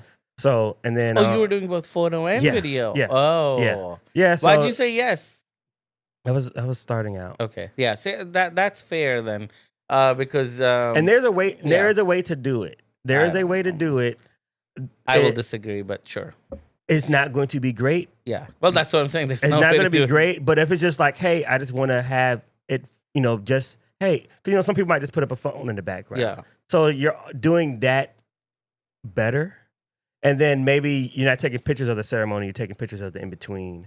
So there's like stuff like that, Yeah. but you're never going to really capture the wedding fully with one person. Yeah. And my thing is, it takes usually a couple of people to do video by itself. Yeah. It takes And four then- people to do all to actually capture a wedding. You need at least 4 people. 2 There you go. pictures, 2 video. There you go. So that's what I'm saying. If you make it one person, it's just not gonna possible. It's just not possible to do it correctly. Or if it's like, hey, I'm sure there's some genius watching this who's like, let me show you. And then they're an exception, I'm saying. But usually, and that's okay. When you're starting out, you tend to take, I think, deals like that. And that's what the point of this is. Please don't take those deals because you're like, there's better options out there. you but almost might as well do it for free. But then the problem is, I would never say, I would say if somebody tells you to do both photo and video, don't say yes. Even if it's free. I don't care. yeah, I think you should pick. You would tell them that, hey, I can do one or the other. Which one do you want me to do? Or tell them which one you can do, whichever you prefer. and if you don't take this advice, the first time you do it, you won't do it again. Yeah. But they were just not happy because obviously Well, it's not your they fault, were, though. they. And the other thing about weddings is you got to find out what they want, Mm-hmm. and audio is probably the biggest thing with weddings. How to You gotta- capture good You audio. gotta mic the groom and you gotta mic the officiant. There you Yep. go. And if you're one person doing Yeah, a you video, probably didn't do that. you're not gonna get it. So you got to Yeah. set expectation. Hey, you want one person to do video? Recap video. Yeah. I think the thing from there to learn, and I'm sure you already have, like you said, obviously you've come a long way from that. It's just that, like, clients, don't understand what we do. Yeah. Or it can be cheap or, make unreasonable requests sometimes. I don't believe in the world. I believe highly in client experience, taking care of them, Yeah. giving them an amazing experience. But that's not the same thing as saying yes to unreasonable requests. Yeah. Those are Exactly. 2 different things. Uh-huh. So clients will always come and they'll say things like that. Like I said, the answer and like I said, I get it. When you're new, you're starting out, especially if they're offering money, you just want to say yes to everything. But personally, that's what I would do. It's like, it's impossible. Like, genuinely, like, it's not being rude. It's like, hey, Yeah. it's impossible for one person to capture a wedding, photo or video. Here's what I can do for you. I can do Yep. video. Here's my pricing, which can be now low if you're new. That's okay to me, Yeah. in my opinion, or even free if it's your first wedding. But then I would be upfront, be like, look, this is my first wedding. I want to build a portfolio. Here's a contract, if you sign it, that I can use this for promotional purposes. I Yep. will happily record it free for you, but I can only do this. And then I would still go to a friend and ask them to be a second shooter for free, being honest. Yeah. I would not do it alone. But you can. I'm saying if you approach, it's not the end of the world. Yeah. But I would definitely never do both. And that's the advice at least I would give to people, Yeah, and the first time I did a wedding with whatever side it was, the Mhm. first time I did a wedding and actually contracted it and had a videographer and a photographer, it was so great because those days are long, and at least just having somebody there with you. Yeah. And like I said, they're also taking the workload off. Yes, you, right? exactly. Yeah. So if I'm the videographer and somebody else is the photographer, there's times where I don't need to tape anything. Mhm. Like when they're taking their pictures, so I just help pose people. Yeah. Make his day easier. When I need to video certain things, he's there to kind of help me out or have the other people and distract them so I can do this. There you go. So you have that. So I'm gonna ask this question. Yeah. And think about the past, right? Mhm. Because now I'm pretty sure you will handle it a lot Yeah. differently. Yeah. And you probably wouldn't have many of those. In the past, more in the beginning, middle stages, how would you deal with customers or clients that weren't completely satisfied? You're not good. A lot of people don't believe that. I've never really had a dissatisfied client. Couple of, because I said I Yeah. just don't say no. I could probably go more to my actual 9 to 5 job when I used to have it. There a lot of clients were dissatisfied. But that wasn't me because there's a company they were mad Yeah. at, right? But I'm saying as far as video goes, normally I've only done stuff, like I said, where I was happy. Now clients, like I said, have made unreasonable requests. Like, for example, I'll tell you, one of the earlier gigs, somebody wanted me to shoot something, so we contracted, I'll come out for 2 days or whatever, right? They'll pay me and then I'll edit it. That's the scope of work. Yeah. I always did that. And then they're like, hey, today's a nice weather. Why don't you for an hour go collect some footage from that area? And I was like, Sure, but that's gonna be an additional $200. Even when I'm starting, I'm like, I'm Yeah. not going. Why would I? That's not in the scope. I was like, if I spend your full production day for that silly thing, that makes no sense. Remember, we got to do a second production day because we'd Yeah. only done one.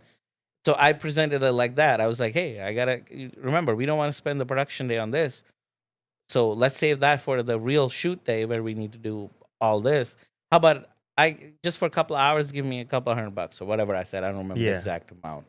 Maybe 150, something like that. And then that too. So the answer was yeah. It's like we're not playing around here, but at the same time, if I'm new, I'm not gonna charge obviously thousands of dollars like Of now course. it would be for a shoot day. But ultimately, that's how I approached it, and maybe I'm different. But I was always I like, know, I'm you not know. gonna let anyone take advantage of me. Now, funny enough, actually, recently I was thinking a couple of examples where clients were dissatisfied, and it's funny, it had nothing to do with me. So, one time, this guy was there. We recorded an event. It went amazing. Like I contracted with them, and I always go above and beyond. So I charged them, which I think was very reasonable for like an hour-long speech, and actually it was way longer. But to cut it down to an Yeah. hour, and I'm talking fairly technical. I brought like six people. One guy on literal Ronin and gimbal and FX6s everywhere, dude. For 5-6 grand, like I know my rates are low. I'm not joking, and I'm good because I'm like this is easy. Couple Yeah. hours, everyone gets paid. Life is good, but also we get to edit. So in one way, like it's like good money, but the other way, I'm like it's reasonable for what I brought. Yeah. Everything went amazing. They're like, yeah, you guys are great. Blah blah blah. Best team ever. We give the video, and obviously we noticed it, but we didn't say anything. It's a live speech in front of I'm saying hundreds and hundreds of people. His pocket, he's wearing a suit, right? Came out, and because I guess he had his hands or whatever. We have nothing. We're back of the house. You know how it is on Yeah. risers. And you And can't. so You're not gonna he go was up there and like- say stop. Yeah, and funny enough, we noticed it, but I'm like, well, this is edit the thing we delivered. They signed off the video too. Remember, they haven't even still noticed it. He was like, this is incredible. Let's add subtitles. Everything's done. So I made even more money. Like, yeah, we can add subtitles. Life is good. Anyway, done. Signed off. They're like, incredible video, guys. Well done. We got to talk more about videos. And then Yeah. 2 days later, obviously, somebody finally noticed the pocket out. Mm-hmm. And as soon as they pointed it out, the guy's like upset. He's like, oh my goodness, somebody should have told me, my pocket's up. Like, no, that's unreasonable because A, first of all, it's a live event. And then 2, that's not my. Put your pocket in. Yeah. The guy on the Ronin. Exactly. Like, and 2, I mean, it's one thing on a studio. Obviously, Yeah. we can do that. But like on a live, A, I'm not looking for that. Wardrobe is not my thing. But 2, I'm not even. I was asked. Literally, the scope of work was record a speech. Yeah. That is videography. That's not filmmaking. I'm not there to check for wardrobe. I'm there to record a speech, and I did it way, way amazing than Yeah. what the task was. A, we never checked the wardrobe. B, once we started rolling, you're on stage. At that point, it's too late. Now it's one thing, if I was there, I saw it. While I you're saw it- miking them up and Yeah, you're like, okay. but we didn't notice anything until they were on stage. It was rolling, so I don't know at what point it happened. It's not on, in my opinion, us. When it's rolling, I can't. In my opinion, I'm not gonna stop them. I don't care Yeah. what's happening. I'm not going up there to stop the speech or even any of my cam ops. Mario, did you No. feel confident enough to go stop the speech? Do you know the project I'm talking about? I think Okay, so. would you have, I'm saying, dared in front Yeah. of 300 people where you were on the gimbal and Anthony was on the Ronin? Would you have gone and stopped the speech to fix a pocket?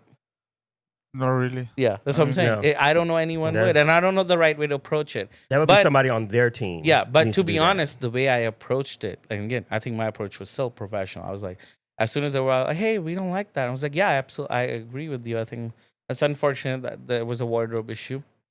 And, next time we should take a look at that. Like, I'll make sure somebody in your team Yeah. checks for that. And he's like, yeah, I wish you guys, you had 7 people that somebody would have noticed that. I'm like, yeah, we did notice that. But, you normally, if you're supposed to check wardrobe, you'd bring a wardrobe person, but Yeah. that wasn't in the scope of the work. But maybe here's next something time. nice I can do for you. No, I even offered. Forget the wardrobe. I said, if you want, we can always add in a wardrobe person. But I'm just happy in general next time Yeah. to come look at you before you go on stage and confirm the wardrobe looks good. Mhm. That's going above and beyond. Yeah, and I think next time he probably won't even make that mistake. Exactly. But I'm saying these type of things happen. It's a live thing. Mhm. And that's the nature of You live. sneeze, there's a booger on your hair. Yeah, exactly. And Can't you take that out? Yeah. No. So anyway, but I'm saying talk about, like you said, the clients are dissatisfied, and I'm sure no matter what I could have said there or done there, they're just gonna blame, and because Yeah. people, human nature, Blame you cannot somebody. blame yourself, because I'm pretty sure at some point, most likely, I'm guessing, Nah. I can go back, probably look at the footage. He probably put his hand there and it came out, right? Yeah. Or somebody else did. Either way, I'm saying we had nothing to do with that, but their nature is not, human nature is not to go, oh, I effed up or whatever. It's like Mhm. those guys. And Yeah. I approach it like that. Like I said, mine Mhm. was, hey, this is what happened. This is how we can resolve it professionally. But as a courtesy, I'll do that job, even though it's not in my scope of work Mhm. or my job, because I genuinely care about making a good product. Because now it sucks, because they were so happy with it, they were going to use that product, and now they can't use it. Right? I see the point of theirs, because it bothers them. Yeah. And kind of does bother me too, but there's nothing we can do about it, because otherwise we do it in a controlled setting. Yeah. But that's not the. And to go back to that yeah. wedding that they were not satisfied with, they were using the sound system of the church. They weren't talking in the mics. Oh. So there was no way for you to get audio. There's no way for me to get audio. Was there a board that you could have pulled it from or whatever? No. Even so, at that point, I didn't, know about. Well, I've done sound before, Yeah. of course, but I didn't have any of that kind of stuff. Yeah. So I didn't have any wireless mics. I just had like a little, the little Rode ones that they used to have. Yeah. I don't even know where mine is anymore. But even with that, they weren't talking in the mic. Yeah. So a lot of times during these weddings, the officiant's talking on the mic. Yeah. And they're just. And they never give them the mic. Yeah. All right, what's your vows? Yeah. And then they're talking, yeah, and most I'm people like- can't hear them. Yeah. You can't hear them. So like doing that, and the pastor kind of had my back too with that. I was like, there was no way I could get. I mean, I can't stop the wedding, and it kind of went to the Yeah. same thing. I couldn't stop you and say, hey, Yeah. talk louder or say into this. Yeah. And so everything worked out good. Yeah. And like you Um, say, it was your first, because now like you can mic the groom, right? Yes. Throw one of those recorder mic. Not the one I'm talking go, but the one that Yes. internally records. Yes. So it never has to transmit. So I think Stuff like that, If yeah. I was going to weddings, there's a few different ways of doing it. There is the, kind of documentary, kind of like, kind of a clip kind of version of it, Mhm. and then there's the whole entire Yeah. wedding. And I think one of the biggest things, if you're going to do weddings, audio, audio, audio, audio. If you have one camera, you probably need 3 or 4 mics. Yeah. Yeah, you got to at least, I mean, I know people who try to mic the brides, but that can be difficult. I get it. So at least mic the groom and mic the officiant, but also the type of mic that will record, like a Tentacle Sync Track E or a Pocket, I think Deity I mean, a lot of companies have recorders, what I'm saying. The ones that record internally, sure, they can maybe transmit too, but you want to have the recording happening in there. So if your camera disconnects or something weird happens, you can just go in. Yep, the DJ, pull it out. DJ's messed up my audio before. I had my stuff hooked into him. Yeah. I've had, and I was like, okay, so there's another way of doing it where they just tape the mic on their mic as a backup. Yep. Yeah, but I was just like, yeah, it's just too much. Or they've lost mic. I've had, again, not weddings, but in general, I've given my mic to a soundboard or whatever, and then it's not there. And then at that point, I'm like, I'm not going to fight with them. It's like you go in there like, it was this right here. Not here anymore. And it's like, really? So, it's like stuff. So I'm like, I just like to do my own mics, get my own recorders. Yep. That way it's just less risk, less dealing with it. And even if I pull from them, I generally now do with an XLR. That way I'm like, I have it. In worst case, I'm just doing my own anyway. This is just a backup. Because like I said, there are a lot of variables in real life. Because the thing about studio is it brings its own challenges. Yes. But you can stop, you can fix, you can go back. Real live events, conferences. I mean, I'm talking corporate side events, and even church weddings, conferences churches. as well. Yeah, anything that's live, you got to be prepared for anything and everything to go wrong, and usually it will. Power going out. Yeah, we've had that happen. So our last conference at the church we were at, we were in a place for like, I think we would see like 800 people. We were almost packed. Quentin was there with me, and the sound. The church was like, the audio guy asked, well, what's your power that you have in your building? And he's like, oh, it's enough. Well, we'll see. Yeah, the power cut off like a couple times. Cut off like probably like 5, Yeah, and that 6 can times. corrupt an audio file, or And a then video file. a or video whatever. file, so that kind of messed us up too. The Yeah. live goes out, the internet goes out. Mhm. Oh man. So yeah, even if you had a battery backup, a lot of time the internet Yeah, will go so out. So even when you you gotta have a live view again. It's going Man. back to, but that's expensive. Yeah. it's expensive. Yes, it is. Yeah. And even with the level at where my church does it at, right? Mm. So we're in the midst of what happens, we've been doing it so long Mhm. that when we started catching up, we caught up and then we get behind because you're doing it for so long. And it's Mhm. not like live is making a whole bunch of money Mhm. in those type of situations. So it's like we're behind and now we gotta upgrade all this stuff. But it's like we gotta upgrade this.